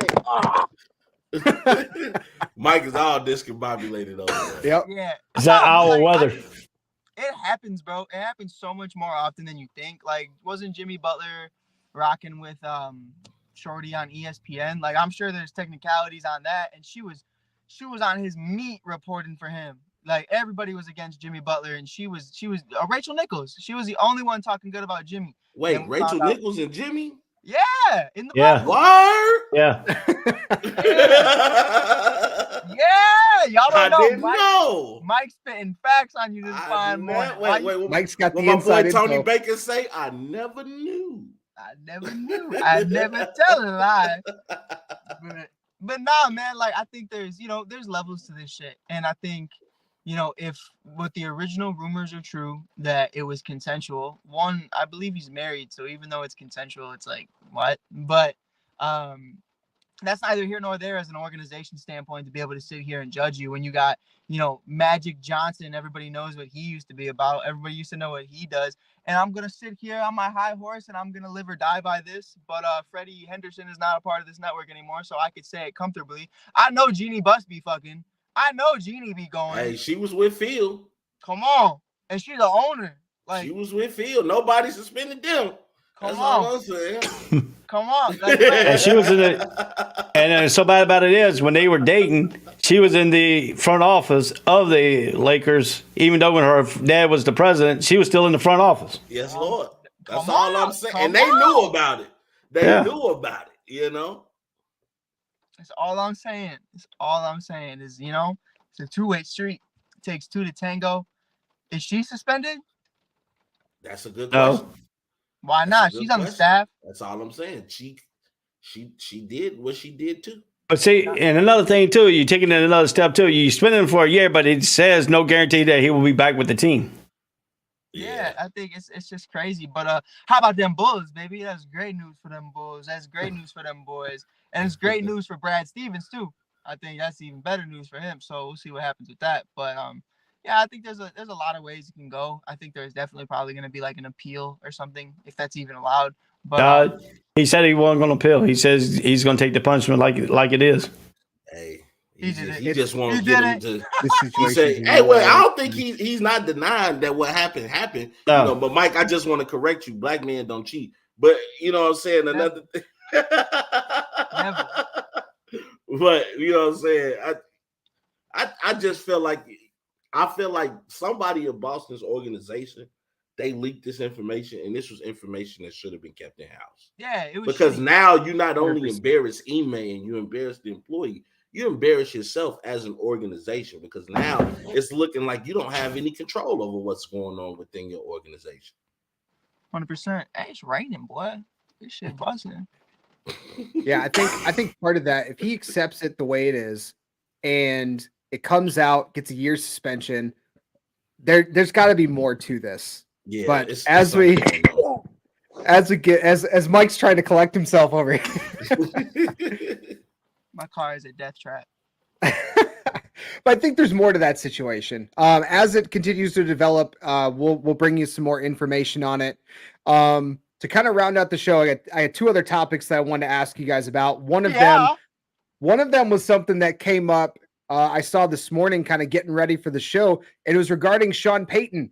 So Sean Payton had made a comment that he would be interested in returning to be a head coach in 2023 in the NFL for the, quote, right situation. So my question to you guys, Dallas. What is the right situation for Sean Payton? Dallas. I disagree, but why? I disagree too. You know where Sean Payton's at right now? You know where he lives at right now, right? He lives right in Dallas, Texas. He lives in Dallas, Texas right now. The right situation for him is he's always said that he wanted to coach the Cowboys. He has not shied away from it. He was He was with the Giants with Bill Parcells. He even came out and said that, hey, when he took the New Orleans job, that if the Dallas Cowboys come running for him, he would have gone. The Cowboy is the right position for him. It's due to the fact is he can tell Jerry Jones to go shit himself because Jerry Jones will go shit himself. Basically, he'll tell Jerry Jones stop meddling in the football operation. Jerry Jones will do it because he respects Peyton more than he does McCarthy or any other coach. I can see that. I can give you that. When Jimmy Johnson was there, Jimmy Johnson literally told him to stay out of his way, let him coach the football team. That's why he came, and that's what happened. And then when he started coaching the football team, Johnson left. As I say, and how did that turn out? Because that was what I was going to bring up. Did Johnson leave or did Jerry Jones get rid of him? No, he kind of both. He walked out. He walked out because he what happened was he had Barry Switzer waiting in the wings because that's where he really wanted. He wanted Barry Switzer at the beginning instead of Jimmy Johnson. But Barry Switzer said he wasn't going to leave and do anything. He wasn't going to do it. So what he did was he brought Barry Switzer into the organization while Jimmy Johnson was still head coach, and he told him, why are you bringing him here? And then Switzer started interacting with Jimmy Johnson. Then Jimmy Johnson said, hey, if this is the way you want to do it, either you fire me or I'm going to walk. So they both had a mutual agreement that I don't want you here no more. That's why Switzer took over the team. But Sean Payton is a Cowboy through and through. He said if Cowboy job ever comes and asks him, he would have left New Orleans to go to the Cowboys right then and there. So regardless of what happens with Sean Payton, he still has 2 more years on his contract with New Orleans. So even if he were to coach in 23, they would have to compensate the Saints for some, buyout. This is how that would have to work out. But there was the Miami Dolphins were in conversation with him against the NFL's wishes. They were tampering, as they like to call it, about Peyton going to Miami. I would, the natural fit for him would be Dallas because he lives there. Said he wanted to do it, but I think one of the big reasons why he would not coach in Dallas is Jerry Jones. He can't help himself. He can't stay out of everything. And so at the even end of the day, you don't trump the boss.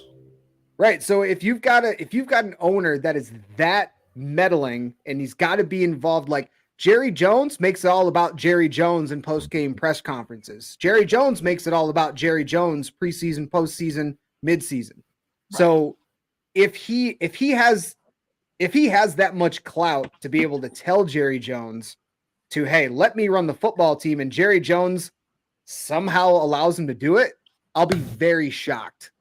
Very shocked. Because Jerry Jones has shown he can't. Because I was going to bring up, look at Jimmy Johnson. Yeah, he's a guy who stood up to Jerry Jones, but for how long? Enough to win the Super Bowl. Something Dallas hasn't seen in a long time, that's for sure. But so I know, Ray, you had said Dallas. Rob, Mike, what situation do you think is going to be right for Sean Payton to come back? I'm about to knock your socks off with this one. Now, the Chicago women wants me to say the Bears. It really does, but that wouldn't be a good situation for Sean Payton. I'm going to say the Arizona Cardinals. And the reason I say the Arizona Cardinals is because we know the problems that they've been having with Cliff Kingsbury, and we know the success Sean Payton has had with short quarterbacks, i.e. Drew Brees. Now you give him a weapon like Kyler Murray, and you're going to let the offensive mind of Sean Payton get to mold Kyler Murray. I think that can turn Arizona into a deadly team. I'm going to say the Arizona Cardinals. Hey, but he's 6'4" when he stands on his money, baby. Yes, sir. Yes, sir. Short king, stand up.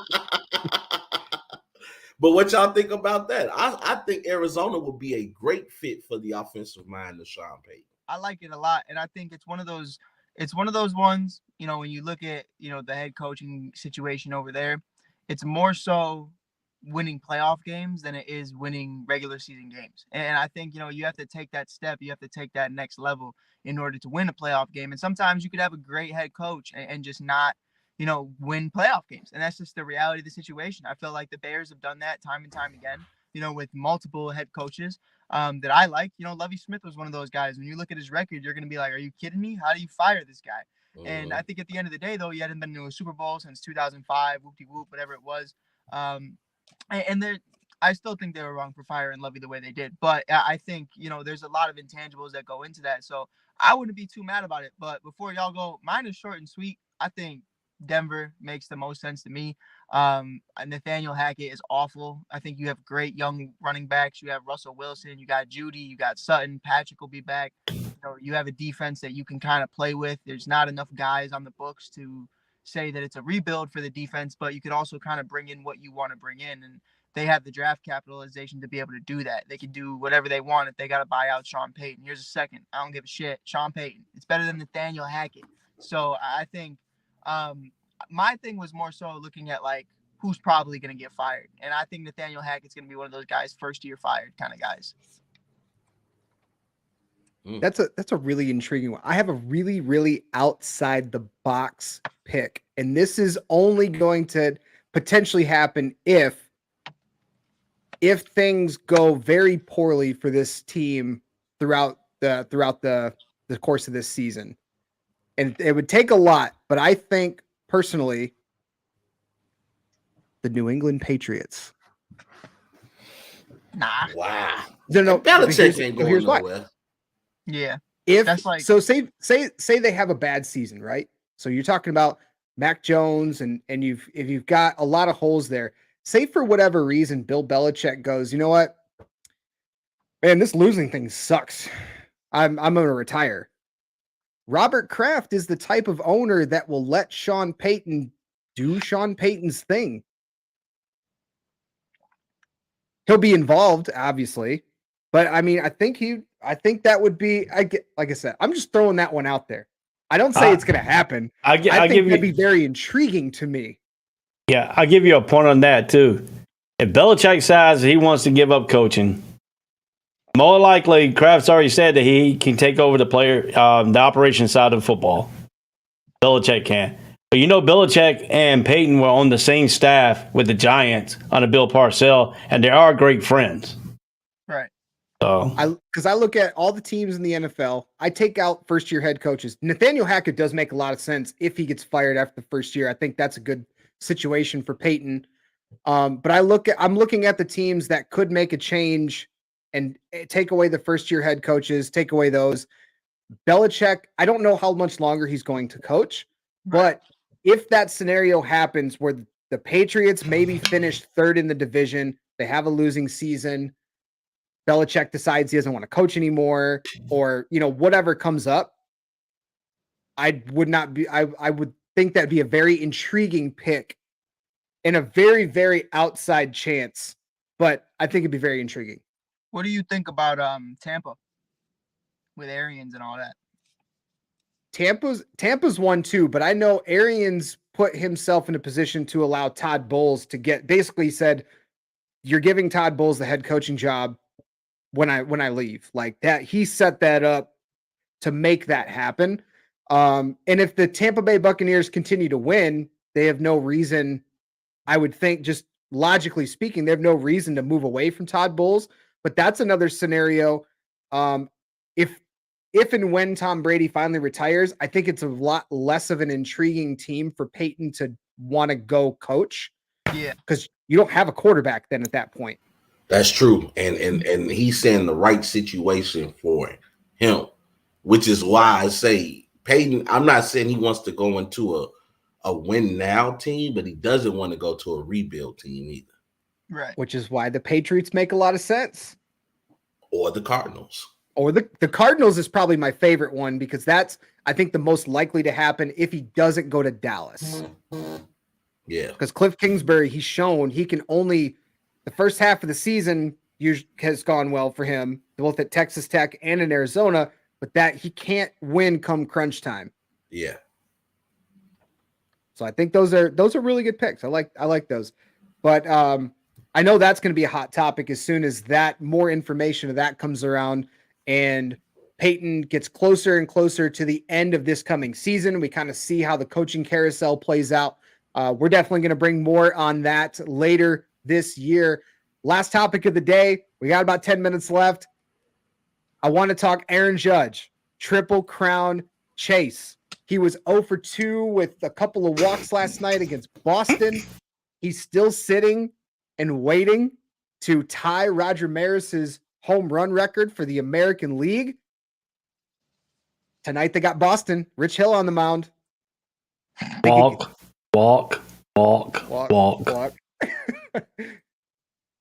You so ass. They're gonna pitch Rich to the Hill. outside, and he almost got a home run last night, but he hit a pitch that was not in the strike zone.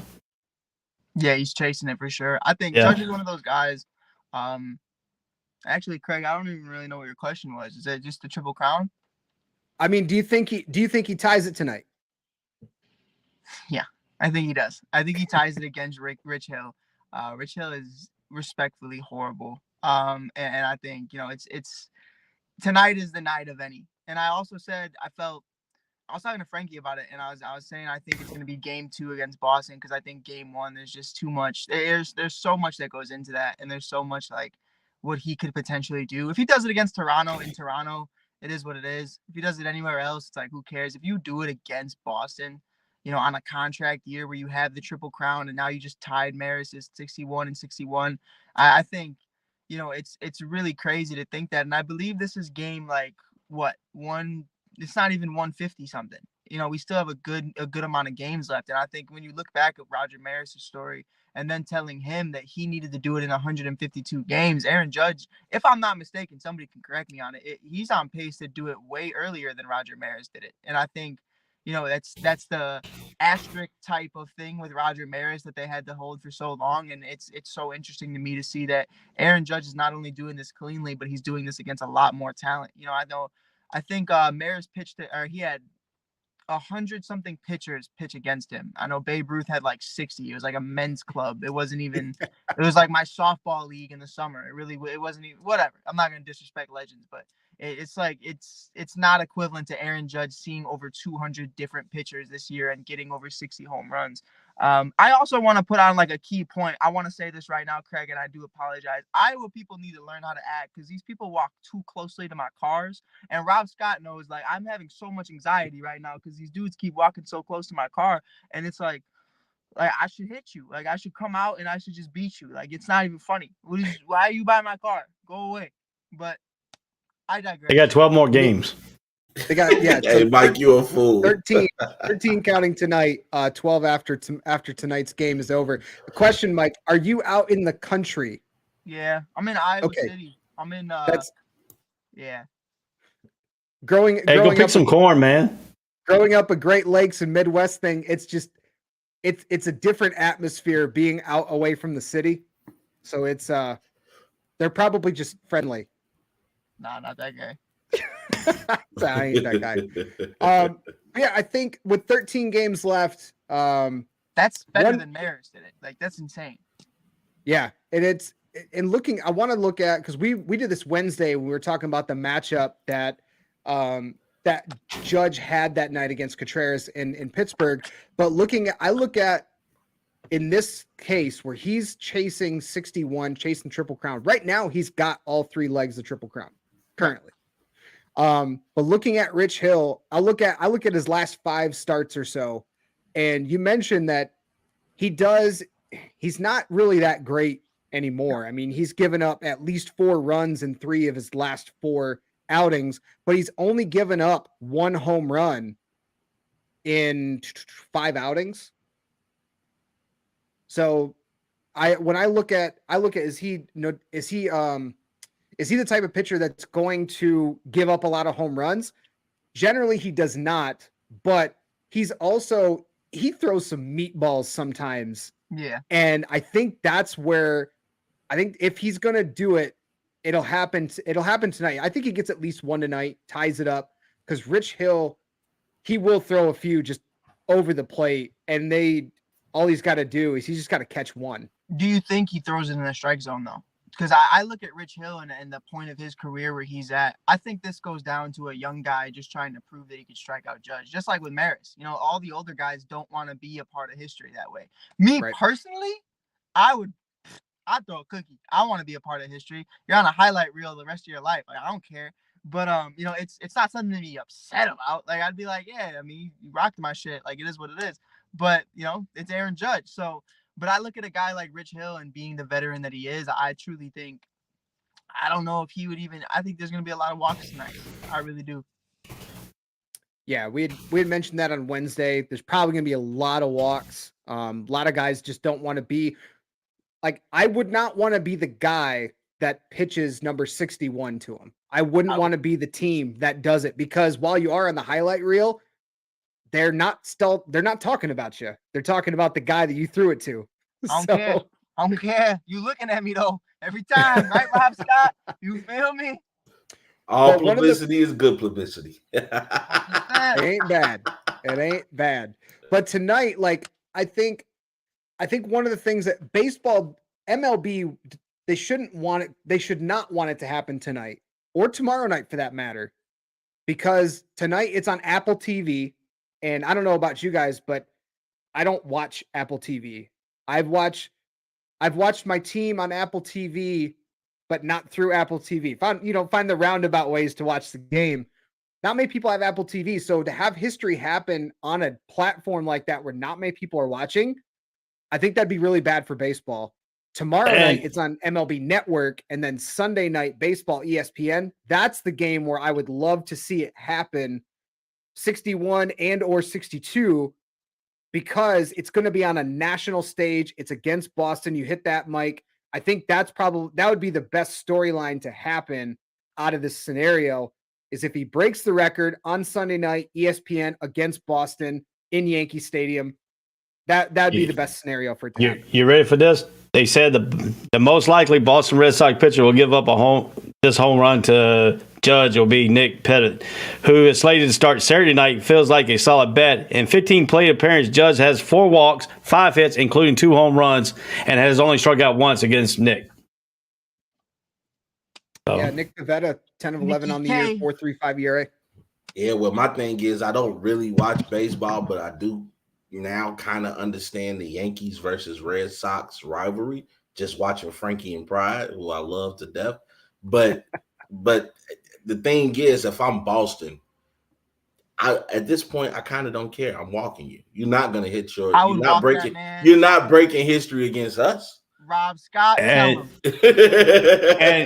to your point too, Aaron Judge has not hit a home run off Rich Hill or Brian Bello, who pitches on Sunday.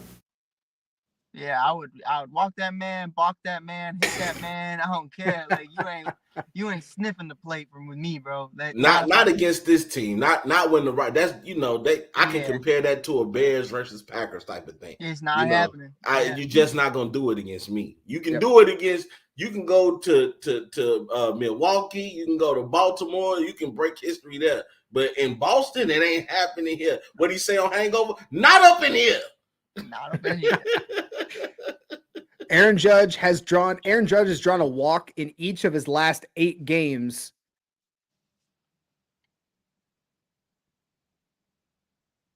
Go on. And last night against Boston in the court, they had 3 walks in that game, but he's drawn a walk in each of his last 8 games. So I think that's going to be more of a trend leading into whatever is the inevitable record tying. And then my question is, does Aaron Judge move closer to the plate since they do pitching to the outside of him so he can reach across the plate?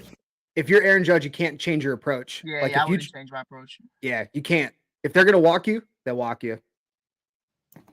He's going to get a little greedy, though. He's going to try to get a little greedy. Yeah. 100%. It's gonna be dope though, man. It's great for baseball, like you said. I think if 61 is on Apple TV, that's fine.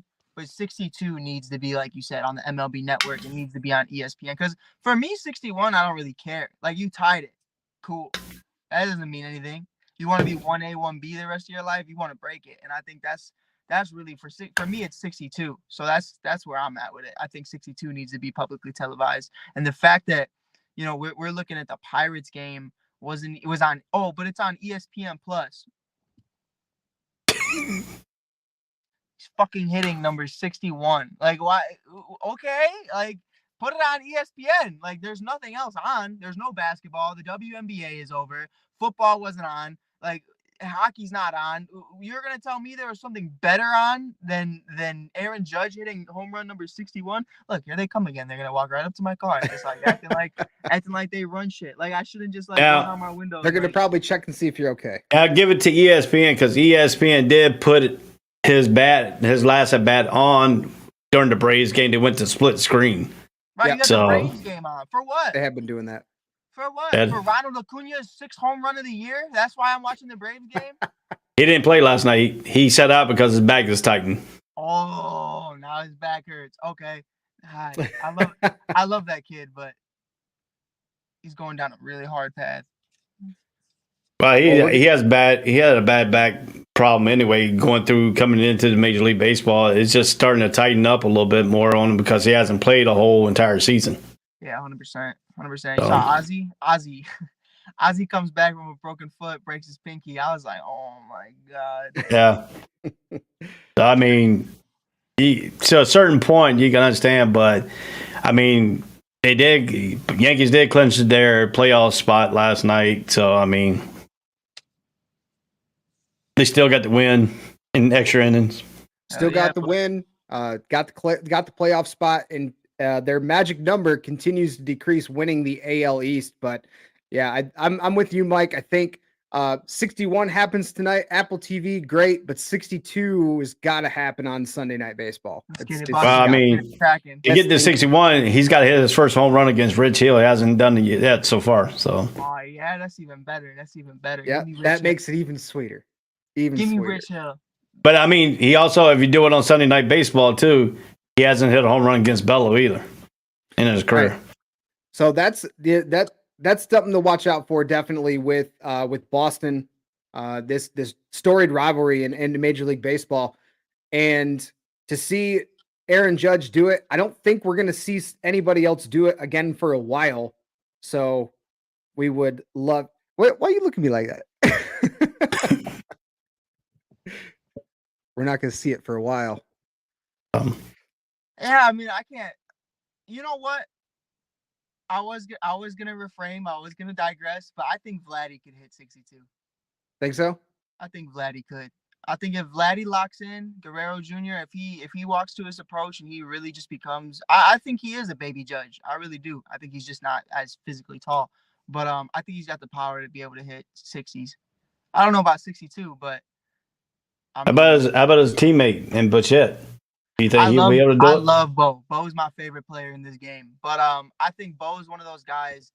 He's more so like I bat 290, hit about 30, 40 bombs a year. I would say he's just not, and I'm not trying to put him in a box, but I don't think he's not physically there to hit 62. I think that it's very strenuous throughout the season. You know, there's a lot of, we've seen Aaron Judge's career in his entirety. It wears down your body a lot, going yards. So I definitely do think that Bo's not really that guy.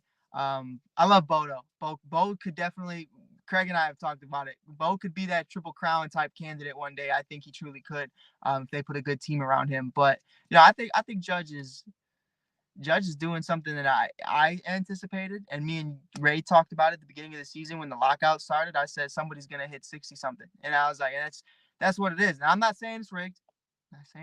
I'm just saying. Ray asked me 7 months ago, what does baseball need to do after the lockout to get fans back? And I said, guys got to start juicing again. And I didn't mean it in like a literal way. I mean, like, guys got to start pounding the ball to the gate more. And Judge took that to his advantage, not having a shorter preseason, having a shorter training camp. And I think that's a big part of it. Spring training. I didn't say training camp. Don't come for me. And another thing too is he's doing it with a new baseball that poses keep for going out of the ballpark more. Yeah. There's a lot that goes into it. Major League Baseball's been caught using different baseballs for different games to help get ratings. So look at that, how you will. I didn't say it. Craig said it. Hey, I said it here on the morning show. There's gonna be 5 SWAT cars that come up in Iowa right now, and they're gonna be like, "Hey, get on the ground!" I'm surprised more teams ain't publicity, right? I'm surprised more teams ain't try to go after his bat like they did. George Brett when he hit that home run and he went after his bat because of the pine tars and stuff like that. And checked it and stuff. Yeah, I think Judge is just respected. I think it's you know who Judge is, and I think I can't speak on everybody, but Fernando Tatis gets caught on PEDs and he hadn't even played in over a year. So I think the drug testing is a lot bigger than people think. I think it's more regular than a lot of people think. They just don't. There's no reason to, hey, okay, Judge's piss is clean for week 17. Like, no one cares. Like, we don't care unless there's a problem. You're not going to address it. I think just like our work, if they ask us to do a drug test, not everybody at work is going to find out unless they find out that you do coke. Dude, always walking by my cars. It's always when I'm talking. It's never when Ray's talking or Craig's talking. Someone walks right past me. And it's like, Jesus. Well, it's like the military, when they do that drug test, they do random drug tests at a certain time. And then if they expect somebody to do it, they'll do a whole command sweep, where everybody has to get their test to it. But I mean, still, like you said, nobody's going to know who did it until they get popped for it, Right. And the biggest thing for Judge here is not only chasing that Triple Crown, but he's in a contract year, and there's been a lot of talk about, well, will the Yankees pay him? Are they going to let him walk? If he hits the Triple Crown, the Yankees got to pay him. You got to. You got to let him walk. You got to. Or if you let him walk, then he's going to walk right down to Boston. Yeah. He's already said it. I'll tell you though, here's why you got to let him walk. Because they bet on themselves, and sometimes you just got to kind of reflect with yourself and understand that you got to know. You thought, okay, maybe he's going to get injured again and we can get him for the cheap, maybe somewhere $300 million, which relatively is cheap for a guy like Aaron Judge. But then you look at it, okay, you told him to bet on himself. Let's say they go to the World Series. Let's say they win the World Series. I know Frankie's somewhere right now getting the lube out over this conversation, but let's say they win a World Series. Let's say he breaks Roger Maris's record as the all-time MLB record because I don't count Bonds. But it's something you look at that. You look at the Triple Crown. Craig, I count Bonds personally, but like I can't count Bonds because of like, you know what I mean? But it's something for me. You got a Triple Crown. You get a World Series. You break Roger Maris's record potentially in Boston. You got to let that man walk because you got to hand that man $500 million or a blank check. You can't, like, every single thing you probably wished wouldn't happen happened. And they have to walk into that situation with a blank check and just apologize. And if I'm Judge, I still leave. It's one of those things where it would come down to the fans for me. Like, do I love being a Yankee? Do I love the fans? Do I love the city? And because the organization disrespected them. Like, we're seeing Julio Rodriguez get over $250 million after 12 games. What are we talking about?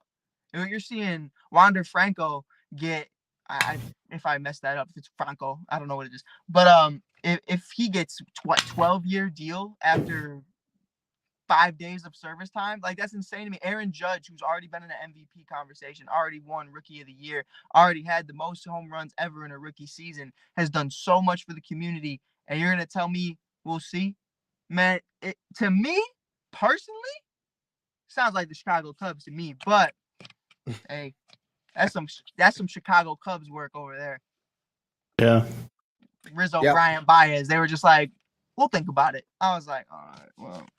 Yeah, Judge definitely bet on himself. The Yankees weren't expecting him to come out and do what he's doing this season. But if he does, he'll probably be the first $500 million player in Major League Baseball.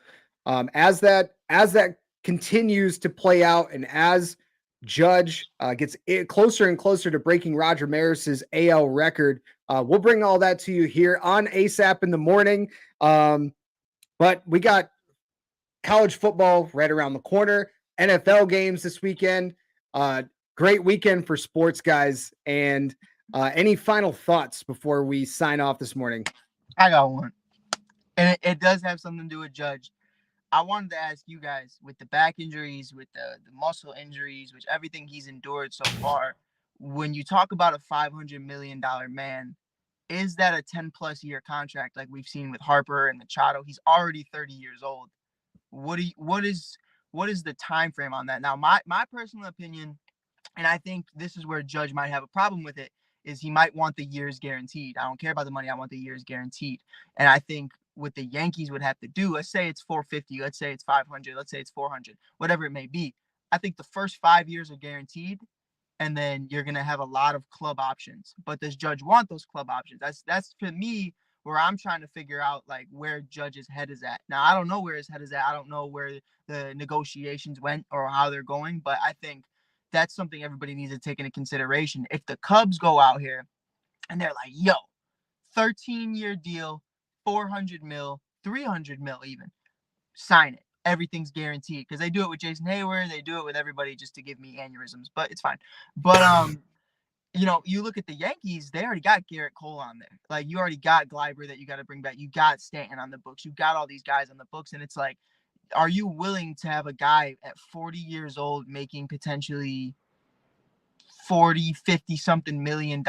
Like, that's something you need to take into consideration. I think there's going to be a lot of incentives. Yep. There's going to be a lot of club opt-outs, club options, player options. It depends where Judge is at. But for you guys, I wanted to ask you, like, I know we could just do it like really short-winded, but like I keep thinking like, what is the years going to look like for a Judge's contract? Yeah, I think the Yankees don't want to get themselves in a scenario that the Tigers are in right now with Miguel Cabrera, where he's at the end of his year, he's at the end of his deal next year, but he's still making over $30 million. He's definitely not the player he used to be. Right. But if I'm looking at the top annual value contracts right now, Max Scherzer's the top at 43 million, and Mike Trout has the most overall money at 426.5. I think Judge is probably going to want the higher AAV versus the higher value, because that ideally is going to be a little bit more guaranteed money. So I wouldn't be surprised if, being over 30 years old already, he takes a contract that's like $50 million a year, all guaranteed, but only plays like 4 years, 5 years. Right. I think that's honestly, that's exactly what I thought. I thought it was going to be, this man is going to be probably 40% of the salary cap going into or not the salary cap. You know what I'm trying to say. The team salary. Come on, Craig. Craig's great. Gotcha. I love Craig. But yeah, the team salary is probably going to be about 40-50% of it. And then Garrett Cole is probably another 30-40% of it. And then there's everybody else. And I think, it's definitely going to be something that, you take into consideration, because it's like, you can't give no 10-year deal to a guy who at 25 was breaking his back. Like that's insane. Yeah, and you don't want to be like the Mets, who signed Bobby Bonilla for Bobby Bonilla Day. You don't want to do that either. So shout out Bobby, man. Shout out Bobby. Shout gives out me Bobby. hope. One day a year, I see Bobby and I go, respect. respect. But if you're looking at the way teams will pay, I believe Boston will go out of their way and pay him whatever the Yankees is going to do to him and more. For sure. Yeah. Boston probably one-ups and offers maybe an extra year, maybe a little bit extra incentives in the contract. But yeah, absolutely. All right. So happy Friday, everybody. Yep. And if you've been watching us today and you enjoy some of our banter here and all the fun we have on the morning show, go ahead, like, subscribe, and share to wherever you're watching, whether it's on Facebook, YouTube, Twitch. We have a few subscriber goals that we're trying to hit for the YouTube, growing that page really, really well recently. So we appreciate everybody that likes, supports, and watches the shows, all the shows here on All Sports, All Plays Network. But you can find all of us right here on all the socials, on Facebook at All Sports, All Plays, Twitter at ASAP Network 1, Twitch at ASAP Network, and of course on YouTube, just search ASAP Sports Network. Check us out. You can see Ray with Jags Nation, which will be tonight. You can see Mike and Mike on the mic, and you can catch myself and Shane on Sundays for the weekly wrap-up show. All of those here on the ASAP Network. So check us out. Hope y'all have a great weekend. Gentlemen, it's always a pleasure. Look forward to seeing you next week. Thanks, everyone, and have a great weekend. We're out. All Sports, All Plays. Yeah. All Sports, All Plays. All Sports, All Plays. 365, we making a plays. You talking the game, get you through the days. We're high in the court, the dime in the lane. Variety, topics, living the same. All presentation, sports information. In the airways, taking the nation. All sport, all plays, like working your faces. Grace at the field, so tie the laces. All Sports, All Plays.